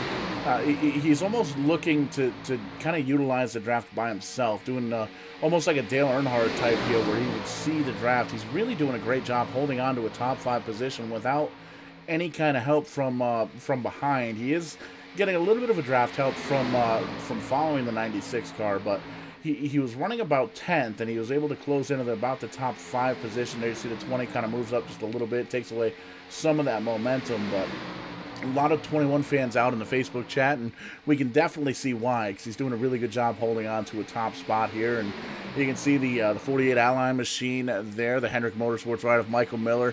He was running back towards the pack beginning half of this race, and he's now on the outside line. He's going to move up to the back bumper of the 96 and maybe see if that 96 car can get him a two-way, get him a one-way ticket to that 3rd spot behind his teammates in the 24 and the 88. Those 2 Hendrick cars thought about blocking Joshua Nolan up top, but they decided better of it and stay down on the bottom. Great push from Michael Miller to Joshua Nolan to try to pull him up even to his teammates, but that bottom line will stay strong as they come through turns 3 and 4. We'll see what kind of a push he's able to get this time. Nolan up to the door panel of the 24. Haven't seen him up that close to the race lead just yet. Can he get the lap? Miller's going to pull out from the outside of him, and Palmer will hang on here at the completion of lap number 69. Now they have the 66 machine of Kenny Capala joining them as well, so 3 cars starting to line up. Look out, contact between the top 2 there, the 88 and the 96. That could have gotten bad, but that top side starting to build a little momentum, and Joshua Nolan starting to challenge for the race lead. Business getting ready to pick up here on lap number 70. Oh, car hard in the wall. That's the 18 Toyota, M&M's Toyota. Doesn't look like the caution's going to come out. That's going to be Jimmy Apshner. Big damage to the front of that race car. And you can see he's going to scrape the wall once again, but everybody's going to be able to get by scot-free. There you can see the 6th car, who I believe is back on the lead lap here. Colin Zemer is in fact on the lead lap, but 18 big-time damage. He's going to bypass pit road this time by, currently running in the 16th position, so he's going to try and limp that thing around once again. We still have another pit stop coming back up, so might be able to fix some of that damage, but out front still the 24 and the 88 leading that bottom side, but starting to get a little bit of pressure there from the outside line, led by the number 96 of Joshua Nolan, and the 48, the Hendrick Motorsports teammate Michael Miller, currently running in the 4th spot. He's all over the back bumper. There you can see the 66 of Kenny Capola, as well as the number 7 of Chris Spear on the outside line as well. 4 versus 4. That's going to even things out up towards the front, and it's gonna really start showing us some big-time racing up towards the front. Lap traffic of Tim Wortman Jr. and Matt Mackin go down to the bottom of the racetrack, let the leaders go around on the top side. Lap 71 is clicked off, and now Joshua Nolan. Great push from the 48 of Michael Miller, but they get into the turn, and Miller just gets a little squirrely off that bumper, releases the pressure, and keeps things going for his teammates down below. That's got to be a very strange position to be in, Paul. You know that Michael Miller wants to try to work with his teammates and have an opportunity to win the race himself, but in order to do so, he's having to push some of the competition to stay even with them, and really the only way that he's going to be able to get in line with his teammates is if he's able to push the 96 around the 24 and the 88, and both of those cars come down on the inside line after making the pass. So it still looks like Miller's being as aggressive as he can on the back bumper of Nolan's number 96. Could Nolan get his first lap led here this time? Oh, that was very close. It was a dead even tie, and it still goes to Wade Palmer, the 5th. That's how close things can be here at Talladega, and hopefully we can see another tie or something similar to that, very close to that, by the time the checkered flag is falling here in about 22 laps. Close but no cigar there for the number 96, and you can see he's going to back up to the number 48, and really tough for the Miller machine of the number 48, because he sees just how strong his teammates are, and the number 24 and the 88 down low wants to hook up with those guys, be the 3rd guy in line with his teammates, because those guys have led almost the entire race so far by themselves, and it's tough to try and get up there. You can see there's a couple of cars in between he and them, but he's also working very well with the number 96 machine as well, trying to really been the closest to the front. The 48's been all night long, so trying to see what he can work with on that outside line, but man, the bottom side just being dominated completely by Wade Palmer the 5th and Ed Boyles Jr. in the number 88. It's truly impressive how well these cars have been able to race with each other tonight, and it is showing no signs of stopping just yet. Here comes another push on the outside from Michael Miller and Joshua Nolan. It stalls out once they get to the turn. and they'll have to try to rework it. Kenny Coppola is still trying to do what he can to help out that outside line. He's still sticking up there behind the back bumper of the 48 machine, but after that, there's no help. It's just 3 cars on the outside line. They're still doing a good job of making it work somehow, but they just don't have quite enough to be able to clear. And now, finally, Joshua Nolan is able to lead his first lap of the race, so he'll collect an extra bonus point. So that's step 1 in making the pass. He was able to nip him at the line, but now he's got to find a way to get clear of those Hendrick cars down below. That is a tall, tall order. Those drivers up on the top side are doing a great job, especially only being 3 cars versus about 6 or 7, maybe 8 cars on that bottom side. The 3 cars up on the top side really doing a great job holding tough. If they could just get a little bit more help, maybe the 20, maybe the 7, maybe the 21 of Sean Stamper, if they were able to move up to the high side and close that up just a little bit, might give the number 96 machine a little bit more of an opportunity to get that Nolan machine up towards the front. But you can see the 24 and the 88 really holding on to those 1-2 positions, and the 19 as well. Trevor Abshner, he's doing a great job holding on to the 3rd spot on the inside line. There you can see a lap car. I believe that's the number 74.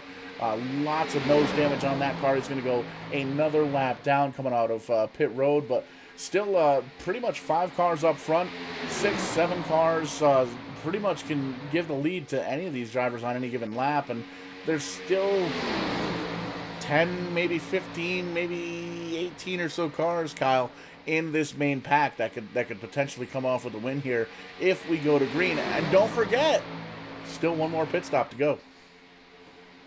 Yeah, we're working on completing our 12th lap of this green flag run here, so I would assume that maybe in about another 7 to 10 laps or so is when we're going to start to see those green flag pit stops happen. Whoa, Wade Palmer the 5th swerving and swaying all through the exit of the tri-oval there.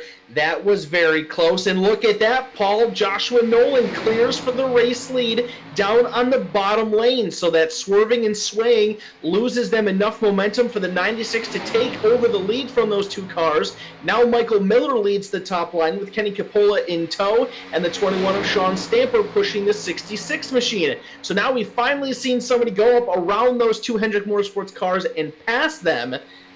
Now they have another Hendrick Motorsports car up on the top side leading that outside lane.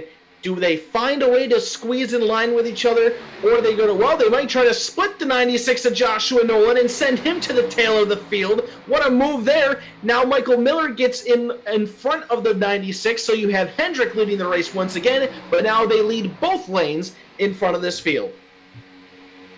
Hendrick Motorsports 1, 2, and 3 close quarters. There you see the 96 gets a little bit of a piece of the 48, shoots him up on the outside wall. Doesn't hit anything, doesn't scrape the wall, anything like that. And you can see some of these drivers coming off of pit road. They're going to take their final pit stops. These drivers up in the top, they've been working lap 15, 16 on this run. They're going to be coming down any time now. But at this point, you can see the Hendrick Motorsports drivers 1 and 2. The 48 has dropped back to the 7th position here. Really good opportunity for these guys to get hooked up, though. If we stay green and we take these pit stops under the green flag conditions, they could come down a lap earlier, a lap later, hook up and go 1, 2, 3, and we can see the 24 and the 88 definitely know how to draft together and be fast, but we can see now the 96 has a little bit of help there from Kenny Coppola and the number 66 machine on the outside, and the 48 still holding on to the outside line. He's going to try and get back up towards the front, maybe see if he can capitalize on this again. Less than 20 laps to go here. Looks like we're working 15 laps to go. Still a pit stop working in the balance here in the next 3 to 5 laps or so. We're going to get a caution. We're going to take this last pit stop under green. Really hard to tell as we've got a huge battle here. Business is really starting to pick up in this front 10 to 12 cars. Yeah, these drivers are getting way more aggressive. They're starting to slice and dice and mix it up for position a little bit more than what we've seen throughout the first part of this green flag run. And like you mentioned, Paul, with every lap that clicks on by, we get closer and closer to that green flag pit stop, that final one. You've got to be perfect. The money stop is looming ahead. If you make a mistake, you speed on pit road, you overshoot your pit box, it could eliminate your opportunity to win this race. We've seen how good those Hendrick cars have been tonight, but they are not completely scot-free from being at risk of making a mistake. One small slip-up like their teammate in the 5-car made earlier tonight, and this dominating run is going to be all for naught. Look at, oh, Joshua Nolan gets turned hard into the outside wall. It goes Wade Palmer the 5th. A huge crash at the front of the field. big time drama. Yellow flag is out, and the most dominating car of the day, Wade Palmer V, billowing heavy engine smoke out of the back of that car. He got wrecked from the lead. His night is done. Oh my goodness, Paul. Definitely not going to be able to fix that one. There you can see him working the front straight, but lots of black smoke coming out of the bottom of that car. Wade Palmer going to have to park that thing. I don't think they're going to be able to fix that at all on pit road, and especially with less than 15 laps to go. But we're going to back up the Fatheads Eyewear instant replay, and man, the quick little thing that I saw looked like it may have been a teammate that got into the back of him, but we're going to double check here. We're going to look at it from the chopper view here, and we'll give it to you in real time, and we'll see if we can take another couple of views here in slow motion. But there you can see Wade Palmer V doing a great job leading his teammate, the number 88 of Ed Boyles Jr., down on the bottom side. It's 96-66 up top, and there you see the 66 gets into the back of the 96, kind of spins him on around and clips the back quarter panel of the 24, sends him around and shoots him up into the wall. That is a tough break because there was nowhere for the 24 to go. We're going to take another look at it here in slow motion from the chopper, and you can see 66 just gets... He's almost in the top half of the car, and as he pushes him, comes down a little bit and just gets the quarter panel. Boom. Turns him right around. That's a tough break. You see the 48, his teammate, T-bones him right in the driver's side door. That's a heavy hit for the 48 as well as the 24 car. That's going to leave the 88 all by himself out front without any kind of teammates, but he is still going to hold on to the lead of this race. And, man, that is a heartbreak for the 24 of Wade Palmer. We're going to take a look, one more slow motion view here as he's leading the race, and you can see just holding the steady wheel as they're coming up, approaching turn number 3, and man, just you can't really see what's going on the upside, the top side there, but this is about when the 66 and the 96 get together, and just there it is. Turns right up into the sun, smacks into the outside wall, and there you see all of his competition going by, and that is heartbreaking to see the black smoke come up from underneath the hood of that race car, to watch all those cars that you've been out in front of all night long pass you like that onto the bottom side. Tough break for Palmer V, and man, that's heartbreaking. That is absolutely heartbreaking, but it looks like it is a busy pit road. Looks like everybody's down there on pit road at this point, Kyle. Yeah, this will be the opportunity for these guys to come down on a pit road, top off with fuel, and they know from here on out they'll be able to make it for the rest of the way. And I can only imagine what is going through the head and the mind of Wade Palmer V. He came into this race 16th place in the point standings. Needs some work if he's going to close in on the points lead based off of points. We mentioned earlier he does not have a win. And you're in the playoffs. He was leading so many laps tonight. It looked like his teammate Ed Boyles Jr. was going to be content to push him to the victory so he could get into the playoffs. And now all of that is completely erased. Ed Boyles Jr. came in this race with 4 different teammates, and all 4 of them have been involved in incidents one way or another. That one just took out the final 2 teammates in Wade Palmer V and Michael Miller. Now, I don't think Miller got a huge piece of the 24 car, but he did get him with the nose of that machine. So that's going to dramatically affect how that car drafts. The 48 Ally Chevrolet is just now leaving pit road after taking repairs, so it is going to be very difficult for him to contend in the lead draft, and somehow, some way, Ed Boyles Jr. is going to have to try to find a way to bring Hendrick Motorsports to victory lane in this race, no longer having any teammates to work with. And that's really tough to do, Kyle, especially when you've been working with the same guy the entire race, your teammate the entire race. To watch him get wrecked right from underneath your nose, and to be able to drive away from that wreck scot-free, it's good for yourself, but man, it's tough to see as a team type deal. We could see the 41 of John Tutty. He is going to be leading these drivers down to the green flag. It looks like the 17 car is going to be on the tail end of the lead lap. He's going to be waved around the pace car.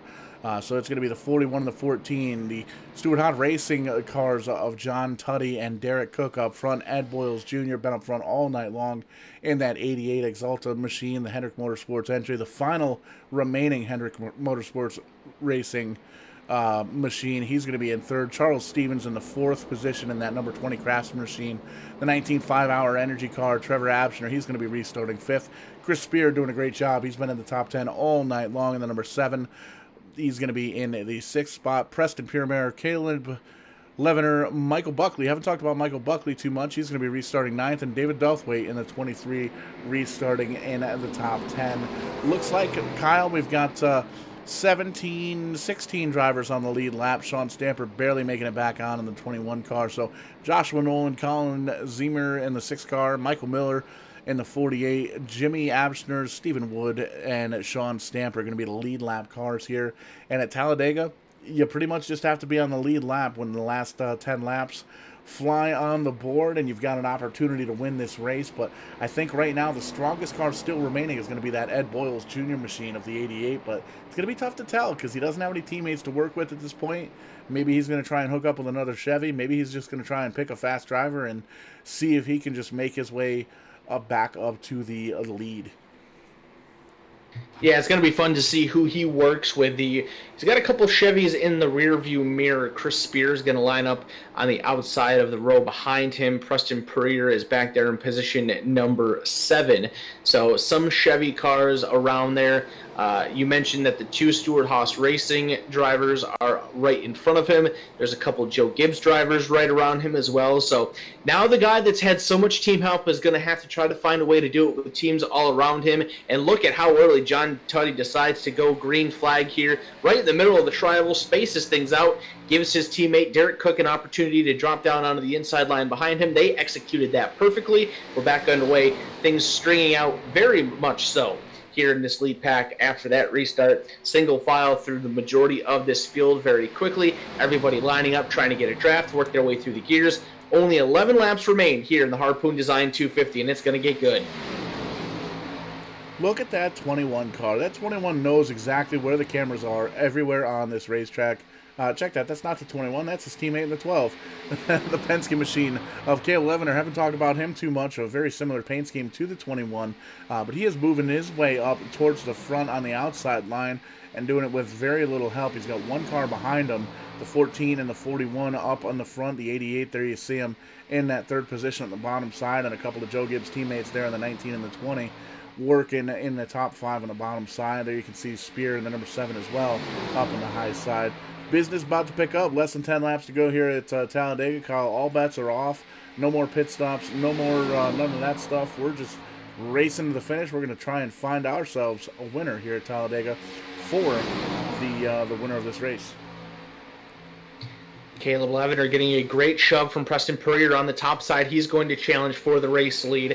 Now, many more cars down on the bottom side, but that outside draft is doing a great job of being competitive. They're trying to contend for the lead. It's just so hard to be even with that bottom line in the turns when you're outnumbered like they are at the moment, 5-3. 85 laps complete, 9 laps to go.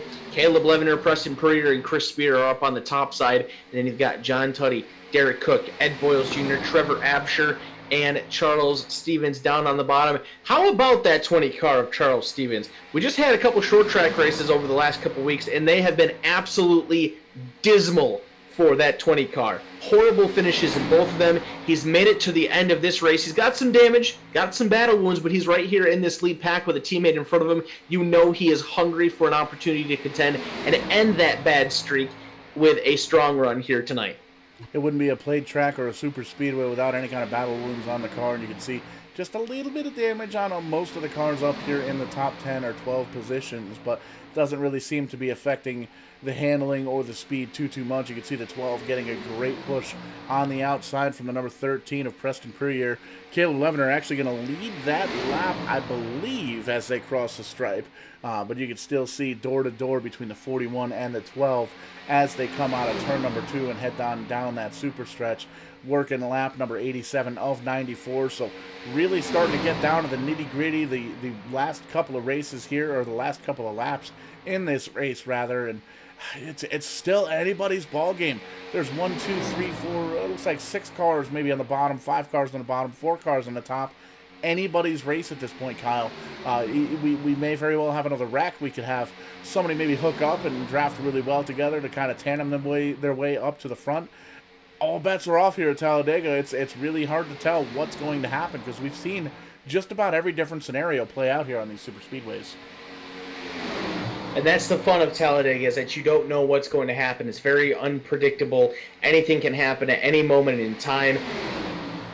And the battle for the lead just continues to increase the intensity. Preston Poirier drilling Caleb Levener in the back end, and now the Stewart-Haas Racing teammates are going to get a little separated. That's going to break up some momentum down on that bottom line, and Levener is going to clear Preston Poirier, trying to come down, but he's not quite clear of the 41. He's going to have to stick up on the top side now. Levener's trying to go back up with Poirier and get that outside line another number, stick with the driver that put him in the race lead. Chris Spears there, Ed Boyles Jr. is now up there. Boyles is thinking about making it 3 wide. He's staying in line for right now, but that move from the bottom to the top for Caleb Levener sacrifices the lead. John Tuddy takes it back over. He's trying to be loyal to that 13 car, but it may have just cost him the race lead. Definitely a different game plan for the number 88. He's been strong on that bottom side all race long, but his teammate's not there with the 24 of Palmer the 5th, so he's going to jump up on the high side and try and work with some of these drivers on the top side here, but doesn't really look like they're making too much momentum. It looks like the bottom side breaks up just a little bit. The 41 tried to move up and block that high side just a little bit, but as he moved up, the high side moves up a little bit closer. The 13 and 12, a little bit of a connection issue there for the 13. The 12 out front by a nose hair, but it looks like they're going to close right back up, and it's really hard to tell what these drivers are going to do. You can see the 41 keeps kind of moving up to a middle lane that's not quite there. Well, technically there now because the 88's making it there. He's going to push the 7 of Chris Spear out of the way, push him up towards the wall, try and move up just a little bit, and that's where you feel like Superman, where you're kind of in between the top and the bottom sides, and you're really getting a good draft from both lines. You want to try and make it happen on the middle groove, but without any kind of help from behind. Not necessarily the smartest thing to do, but we'll see what happens here. So the flagman showing him high five in the air last time by. 5 laps to go here at Talladega Superspeedway. Coming down to 4 laps to go this time by. John Tuddy leading the bottom lane. Caleb Levener leading the top lane. Both of these drivers trying to go for their first wins of the season and punch their ticket to the playoffs. Preston Poirier, he has a victory. Ed Boyles Jr., he has a victory. And looking through the rest of the point standings here, I'm pretty sure that those are the only 2 drivers in this lead pack that have a victory. Everybody else is trying to fight for their first one on the season, lock themselves into the playoffs, and now we're starting to get racing. 3 wide again. Ed Boyles Jr. in the middle lane. He's underneath of Chris Spear. He is underneath of Preston Poirier. Is he going to separate those 2? No. Poirier is able to use the draft from Caleb Levener to keep that 88 car behind, but Boyles turns him! Boyles turns, and the whole lead pack is wadded up except for John Tuddy! The 41 car escapes it. Everybody else is crashing and smashing in turn number 4. Oh my goodness, Paul, we may run out of cars for the finish of this race. Would definitely be a first here on Verdane TV, and I was going to make mention this lead pack was starting to catch a pack of cars, 4 or 5 of them strong, trying to hold on to the lead lap, but with the caution flag coming out, setting up a green-white checkered, not going to be the case. We may not even have a lead pack to catch that pack, and we're going to back up the replay just a bit, take a peek at it, the Fatheads Eyewear instant replay, and be sure to check those guys out over at fatheads.com. That's Fatheads with a Z, and just rewinding the tapes now, and we're going to give it to you in real time first, and we'll take a couple of different looks at it here for this Fatheads Eyewear instant replay. And take a peek there, you can see the 88 looking in the middle line like he's been trying to do, trying to move himself up towards the front in that spot, and gets around the 7, gets up to the back bumper, the 13. Really closes in the back bumper, and you can see just catches the quarter panel just a little bit. Everybody gets a piece of it. Everybody gets a piece of it except for John Tuddy, who was able to get away scot-free. There you see a couple of flipping actions there from the number 19 car. That's a tough break, and we'll take a look here from the choppa view, and you can see it. The 88 just closes in on the back bumper of the 13. in that middle groove. He tries to dip on down low here. 13 jumps high, comes back down low. Just a couple of drivers looking for the same piece of real estate, and just a domino effect at that point. The 12, the 19, the 20, the 14, the 7, 88. There you see the 38 getting by Michael Buckley. Haven't talked about him too much. He's going to be restarting this thing in second position. But there you see the 88. He's going to come down. He's going to slap the inside wall there to save a barrier, but it just looks like the front of that car is toast, as is the number 12. We're going to take one more look at this if we can here. And you can see we'll do some slow motion action. The 13 back bumper of the 12 moves up just a hair, gives the 88 the invitation to kind of come up. The 88 comes up, the 13 comes back down. Bing, bang, boom, bada bing, bada boom, we're done. Lots of torn up race cars at this point. Big heavy hits for the 19, the 12. The 88, there you see the 19 kind of going over the roof of his teammate, the 20. That was a big hit there. And a violent flip for the 19. We're going to take a look at Trevor Abshner.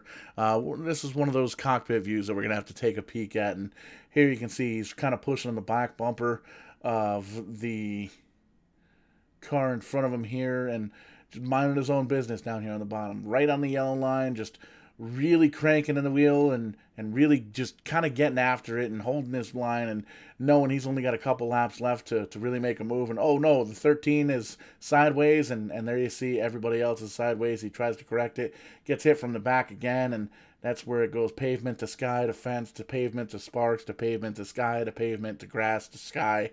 Scary, scary situation. Lands it on all four, sticks the landing. So we'll give him an 8 out of 10 for style points at the very least. But man, oh man, Kyle, business is picking up. John Tutty up front, Michael Buckley, Stephen Wood, Colin Zemer, and Preston Puri are the top 5 with a green-white checkered attempt at this point. Whew. Who do you pick? Who do you pick at this point? Well, I'm looking through this top 5, and I'm just absolutely amazed at what I'm seeing right now. Stephen Wood in the 34 car, he's in position number 3. Earlier on in this race, he was in 28th place, 2 laps down. Now he's on the lead lap, and he's going to line up right behind the race leader on the green-white checkered finish. Colin Zeimer in the 6 machine, he is in 4th place right now. He was off for the lead lap earlier in this race as well. So we have a completely new ball game here, Paul. All of the contenders that we saw in this race, no longer a factor. New drivers are in. Green-white checkered finish. We're going to overtime here in the Harpoon Design 250. I may actually need to go down to my garage, find a racing seatbelt, and strap myself to this chair because this is going to be insane. This is going to get real good, real quick. Great racing all night long. And, man, 3 to go. Green-white checkered attempt here at Talladega Super Speedway. Taking a quick peek at timing and scoring. Ed Boyles Jr. is going to be restarting 10th. He came down pit road. He took 2 tires. Slapped that thing with a hammer. Said, you know what? We're just going to go out and we're going to send it. He's going to restart 10th. Patrick McClendon, the number 2 car, he's got 2 tires as well. He came down pit road. Joshua Nolan, the 96, he came down pit road. Chris Spear in the 7, he came down pit road. But they're all 10th, 11th, 12th, 13th. Up front, John Tutty leading. Chris Buckley, Stephen Wood, Colin Zemer, Preston Purier, David Dothwaite. David Dothwaite was running in the back of the pack earlier tonight. Jimmy Abshner in the number 18. We saw him wrecked in the M&M's machine. He's still wrecked. He's looking like a crumpled up peanut M&M's package at this point. There's a lot of damaged cars up front, but still a lot of contenders in this race. There you see the 41, John Tutty. Relatively straight looking car. Doesn't look like there's too many things going on with it, but you can just take a peek there. The 23 on the outside, haven't talked about him too much there. David Dothwaite, he's got some damage on the front. The 38 on the outside, he's got some crinkled up sheet metal all the way around that race car. But we're still looking. We're going to restart. We're going to have 15 cars on the lead lap, the last one being Charles Stevens in that number 20 Craftsman machine. Just came down 4 fresh tires and a lot of damage repairs. He was on pit road for about 2.5 minutes getting that thing banged on. Anybody's race, anybody's ball game here at Talladega Super Speedway. We've seen a couple of big ones happen tonight. Are we done wrecking? Do we see another one? Are we going to get another big one? Are we going to get a huge one? We're going to find out together. 3 laps to go, green-white checkered here at Talladega Super Speedway for the Showtime Cup Series. I'm excited. Let's do it, Kyle. The only attempt at a green-white checkered finish here to finish this one under green. If they make it around to the white flag, we'll go green all the way through. If the caution comes out here on the first lap, we will be done. Keep an eye on that 41. He's trying to go early, and there he goes. He did it early the last time. He goes even earlier this time. He wants to string this field out and limit the opportunity for somebody to pass him. Green flag comes out. John Tuddy leads the way. Michael Buckley is second, side by side for third with Stephen Wood and Colin Zeimer. Wood is going to get the advantage down on the bottom. Zeimer backs off and falls in line. And keep your eye on that 38 and the 34 car. Those two drivers are Front Row Motorsports teammates. Front Row Motorsports always good in the plate track racing. No different here in the Showtime Cup Series. There you can see the number 6 of Colin Zeimer. He's going to shoot down low on the inside, try and push the number 41, and he wants that second place position. He really wants to win, but he sees the opportunity to maybe get a second place finish behind the number 41 of John Tuddy. As they close in now, they're going to come in across the stripe as they pass the entrance to pit road here down that super big long front straightaway. Coming to the white flag, white rag. There you can see the 38 actually gets around the 41 car. The 38 leading this race. Michael Buckley, his teammate on the bottom side, or on the top side rather. The 34, Stephen Wood, left out by himself. The 38 up in the front. The 41 doesn't really have anyone to work with. He's going to jump out front on the high side to try and get in his teammate. Does his teammate move up towards the front to try and push him? What does he do here with the 41 on the outside? The 6 moves up to the outside as well. Oh, a little bit of a sideways bump. The 6 is going to go down low. The 6 is going to get turned.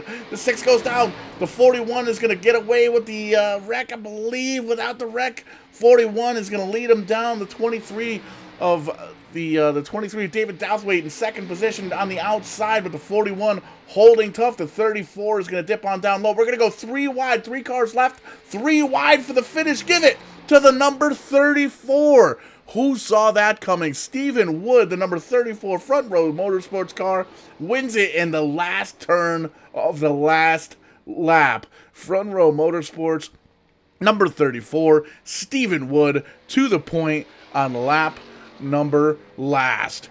Crazy, crazy race. Good, clean race all the way throughout. Couple of wrecks here, but the 34 is going to come home with the victory, with the trophy. John Tuddy, the 41, he's going to finish second. David Douthwaite rounding out the podium finishers here, Kyle. Holy moly. A spectacular 3-wide finish, and it is Stephen Wood who goes to victory lane for the first time this season. He entered tonight's race 10th place in the point standings. He was tied with Ed Boyles Jr. He'll break that tie, go to victory lane, and he will be locked into the playoffs. John Tuddy finishes in position number 2. David Douthwaite will finish in third. Michael Buckley finishes fourth. And completing your top 5 finishers in car number 18 is Jimmy Absher. Colin Zeimer will finish in 6th. He was taken out there going into turn number 3 on the final lap of the race. Joshua Nolan is able to finish in 7th. Patrick McLendon 8th. Michael Miller in 9th. And Sean Stamper will complete your top 10 finishers in the 21 ride. Taking a look at page number 2, the number 12 of Caleb Levener. He's going to finish in the 11th position. Charles Steven there on the number 20. He's going to finish 12th. There you can see the replay of the finish. We're going to try and pause that as close to the line as we can. Oh, we passed it. We'll back it up again. It's one of those things where it's really, really close to call. So we're going to try this button. And man, oh man, Ed Boyles Jr. up front all night. He's going to finish 13th. Chris Spear, he was up front as well, finishes 14th. Preston Perrier in the 13, he finishes 15th. Tim Ingram, Ken Ehrler, Matt Macklin, Derek Cook, and Trevor Abshner rounding out the top 20. And we turn the page again. Kyle, take us 21st through the rest of the field. A lot of these cars DNFing in tonight's event. Jason Renaud in 21st. Kenny Coppola finishes in 22nd. Wade Palmer the 5th. Oh, my goodness. The dominating car of the night gets taken out late. He finishes in 23rd. Evan Amick is 24th. Tim Wortman Jr. 25th. James Kerr 26th. Wayne Bowen in 27th. Wade Palmer the 4th is in 28th place. And Marshall Layton will finish in position number 29 here tonight. Scratch on the field in the 29 car field. And there you have it. The gap, 19 thousandths of a second for Stephen Wood. He led only the final lap, goes to victory lane. And like I mentioned, Paul, he was 2 laps down in 28th place at one point in this race, and he goes to victory lane tonight. Absolutely, in a crazy race all the way throughout the the night here. We're actually going to see if we can catch up with our third place finisher here, the number 23 of Dave Douthwaite. Dave, you got a copy, bud? I do, bud. Where the heck did you come from finishing that DoorDash number 23 here in the third position? Crazy finish towards the end of the race here. Big crash in the last lap, man. Walk us through your race. So it started off okay. I had a really fast car. Me, Josh, and Kenny Kupla were teammates. I think this is the first time we've been interviewed, so shout out to them. We work together really well on everything. We have a lot of bad luck, but bottom line, my intention and a couple other guys' intentions were to kind of hang back till about halfway, maybe about the last pit stop, and then work our way up. Got caught up in some accidents, had some damage, was a little bit off the pace, but bottom line, we found a way to get it up there at the end. We made it happen. Absolutely, and it was a really good race all throughout the night, and we saw a lot of the racing happen on pit road as well. Did you do anything off normal down on pit road, 2-tire stops at all, or did you pretty much take 4 tires all the way throughout the night? No, I think my first stop, I didn't take any tires. The second and third one I did, I was under caution, so I figured why not? Can't hurt anything. Beyond that, nothing special. Didn't need a lot of strategy until the end. Like I said, I was off the pace, but that's the way super speedway racing goes. Luck can fall in your hands sometimes. You can get checkmate with a pawn just as easy as you can with a knight. Absolutely, and just taking a quick look at the side of that 23, you got a lot of sponsors, a lot of logos on that 23. Who makes it happen for David Douthwaite? Who gets you to and from the track every week? Well, it's the team sponsors. Harpoon Designs helped out a lot today, and then Fat Hedge for the league, along with Butt Kicker. I personally am not sponsored, but a shout out to everybody who watches, and Marshall Layton, who puts the race on every night. He works really hard, doesn't always get the credit. Chris Spear does a lot of work for the league as well. So does Matt Mackin and Wade Palmer. So hats off to all the people who put this together week in and week out, and you guys as well. Absolutely, definitely appreciate that. And great race. You started 7th. Didn't lead any laps here tonight, but moved your way up towards the top and finished in the 3rd place. Good points night here at Talladega, where it's pretty much a wild card. You can never know what's going to happen at Talladega or really any of these super speedway races. No, absolutely. Hats off to Steven for his win, and John Tootie there at the end. They did good. Absolutely. Tonight's 3rd place finisher, David Douthwaite, in the number 23 DoorDash machine. Congratulations on a podium finish. Going to shoot it on down pit road just a little ways here. John Tuddy, I believe, is with Kyle Young. Kyle, who you got? Yeah, here with John Tuddy, the 2nd place finisher tonight. John, a wild race, to say the least. We didn't mention your name too much throughout the majority of it, but you were there when it counted, and you were so close to going to victory lane. Talk us through your night tonight. Well, I planned on starting in the back. I didn't want to run up front because I knew there'd be trouble, and I told my teammate that we needed a short pit. There at the last 16 laps or so, that we'd get out in front of them, and it worked out great. And my teammate got wrecked there with 4 or 5 to go, and then I got beat. But hats off to the league. A lot of good guys we race with. I've been with Marshall for a long time. It's a great league. I have a lot of fun. The sponsors, I appreciate everybody that's got an input in it. It's a bunch of good guys.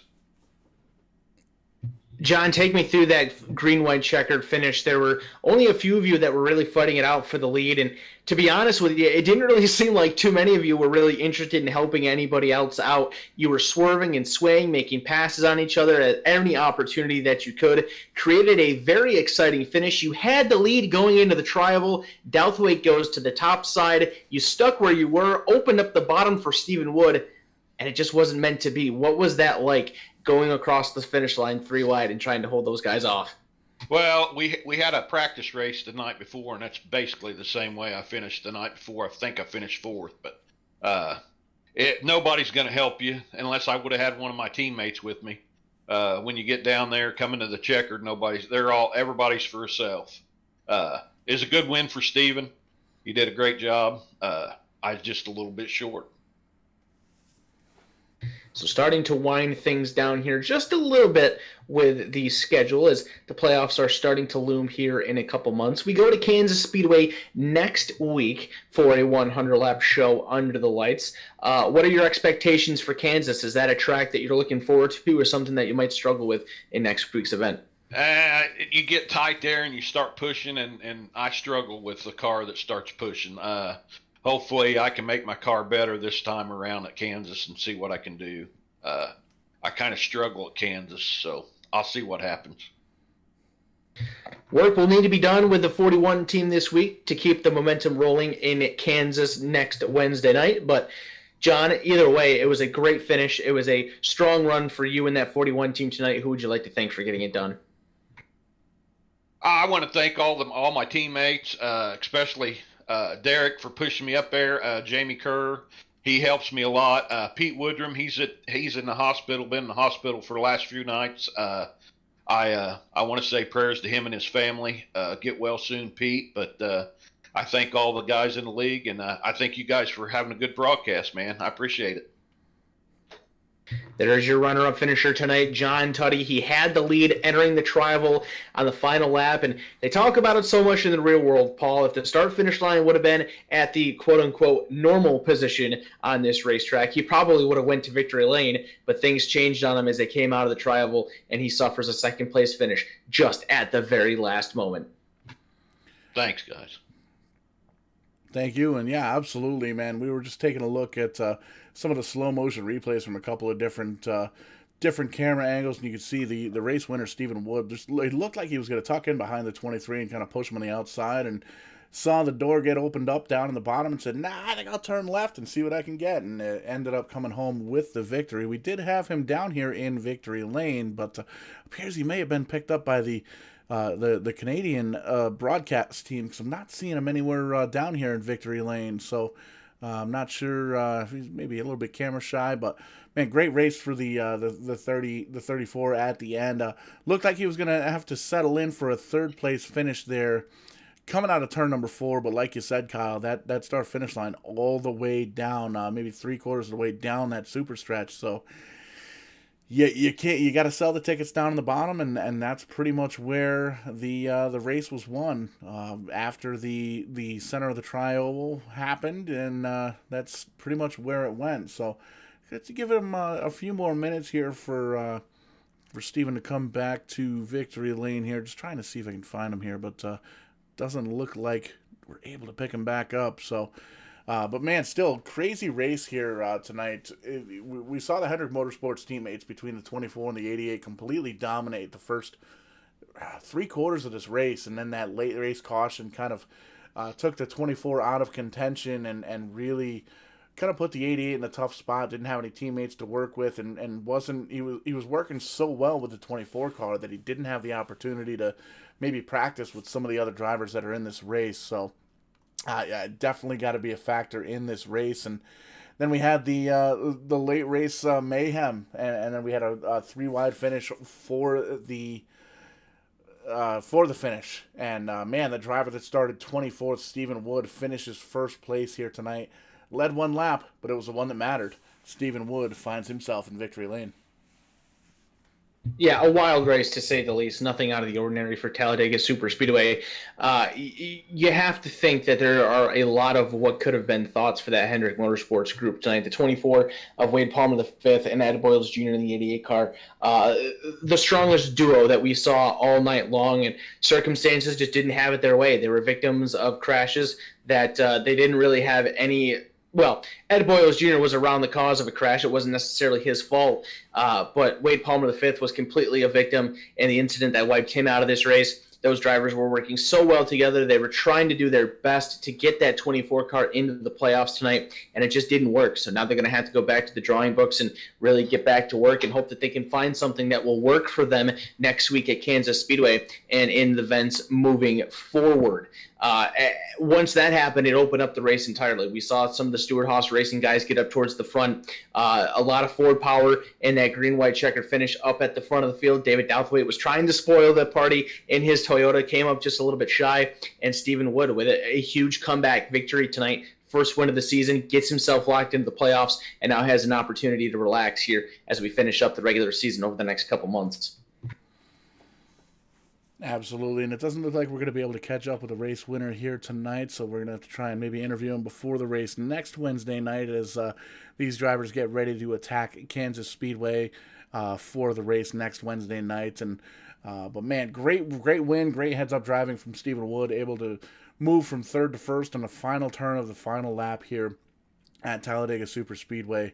And just a great race overall, 250 miles here at Talladega, and it went by just like that in a flash. And we do want to give another shout out here to a driver that's not with us here tonight, just having some issues at the hospital, but he was able to tune in here tonight, and he's watched the entire race here. Pete the Stig Woodrum, the number 14 driver, usually the number 14 driver, watched the whole race. Looks like he was entertained, said it was a great race, and it's a good opportunity for these drivers to really kind of see what they can do here at Talladega Speedway. It's a lot can happen, and sometimes the team deal works. The 2488 did a really good job at the beginning of the race, but circumstances not exactly the best for the 24 car, and kind of left the 88 by himself after he wrecked. And there you can see the 34 machine of Stephen Wood burning him down on the inside barrier there, just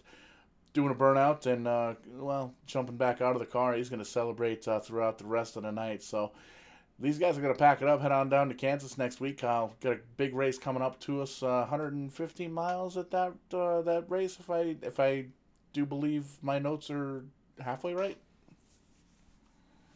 Yeah, that'll be a 100-lapper next Wednesday night for this Showtime Cup Series. And we didn't see that RCR group here at the Super Speedway tonight, but you'd have to imagine that now that we're going back to a mile and a half, that those boys are going to be there and trying to pick back up where they left off these last couple weeks at the short tracks. At least for us here in the short-term future, Paul, a very rare 2-night break. And I would say that this would be the end of Super Speedway week, but we pick it right back up with the Verdane Racing Sim 500 Super Speedway Series on Saturday night.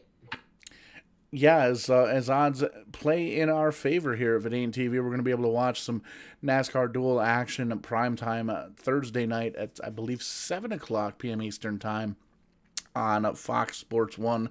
Very excited to see the NASCAR season kick back off here, and we've been watching some of the stuff that's going on in the World Series there at New Smyrna, and all the stuff that's going on with Speed Weeks, the 24-hour race. Lots of crazy stuff going on down in Florida, and really looking forward to get the real racing kicking back off here. And we do want to make mention, June 11th, Verdane Racing Super Speedway Series Championship night at Stafford Motor Speedway. We're going to have Jarrett Bolliard, last season's Verdane Racing Super Speedway Series champion, as well as this year's Sim 500 Verdane Racing Super Speedway champion, racing in street stocks the night before Tony Stewart's League makes their debut at Stafford Speedway. We invite everybody here at Verdane TV to come on out and hang out with us. We're going to be drinking some ice cold beers, watching a lot of racing action going on, and we're going to have both championship belts there, so that's going to be pretty cool as well. But taking a look at the upcoming schedule here, got to update it just a little bit because this was from the beginning of the week. We're on Wednesday. The Showtime Cup Series just wrapped up here at Talladega Super Speedway. Like you mentioned, Kyle, Thursday, Friday night, we are off, but we pick back up Saturday night with the Sim 500 Verdane Racing Super Speedway Series. Kevin Brown won the last race. He's locked himself in to the Fatal 4-Way Championship event at iRacing Super Speedway here in 2 weeks. We've got one more opportunity for a driver to win in that top 10, lock themselves in, and then we're going to be taking the top 2 or 3 positions in points, and the top 4 drivers are going to go after it. Best man wins. Whoever finishes the best at iRacing Super Speedway is going to come home with that championship belt and with that street stock rental, so really looking forward to that. Sunday night, nothing going on. Going to watch some Daytona 500, eat a little bit of lasagna and some buffalo wings and get down with our bad selves and probably drink way too many beers. But Monday night, back for the Sim 500 Trans Service Cup Series, Daytona 500K, the 4th running for that Sim 500 series. Big fight feel Monday night. We just watched the duels. dual 30 lappers this past Monday night for the Sim 500 Trans Service Cup Series. Some great racing, some big names, and they are not going to disappoint on Monday night. And then 2 races to go in the RBR Maritime Group Tuesday night, 7:30 p.m. Eastern Time, and we're starting to wrap up a championship. Brett Suggs still leading the points there with the drop weeks included. I think his drop week is like a third after 4 races, so really laying down the domination over there. And then next Wednesday, right back here with this Showtime Cup Series group, and looking forward to the race at Kansas next Wednesday night. But I think, Kyle, that's going to wrap it up. That's a long night here for us. 250 miles of Talladega Super Speedway. I'm a little bit parched, so I think I'm going to grab myself a cold beer from the concession stand. And on your way out of town, on your way from leaving the track, be sure to stop by that Verdane Racing, Verdane TV merchandise tent, Verdane.shop. Get yourself a Verdane TV hat, t-shirt, sweatshirt. Kind of support us just a little bit and let everybody know that you watch some entertaining e-racing here on Verdane TV, and that's the best way to do it here at Verdane TV. Verdane.shop, that's where all of the merchandise is, and you just punch that into the little address bar there and hook yourself up with some merchandise. But for everybody here at Showtime Cup Series for Verdane TV, my name's Showtime Paul Strickland Jr. Kyle Young, as always, by my side here in the Verdane TV booth. We're going to call it a wrap. We're going to catch you guys on the flip side. When we do, we'll be doing it live. It's going to be Saturday night with the Sim 500 Verdane Racing Super Speedway Series at Talladega Super Speedway. We'll catch you then. Have yourselves a great night, and thanks so much for coming out.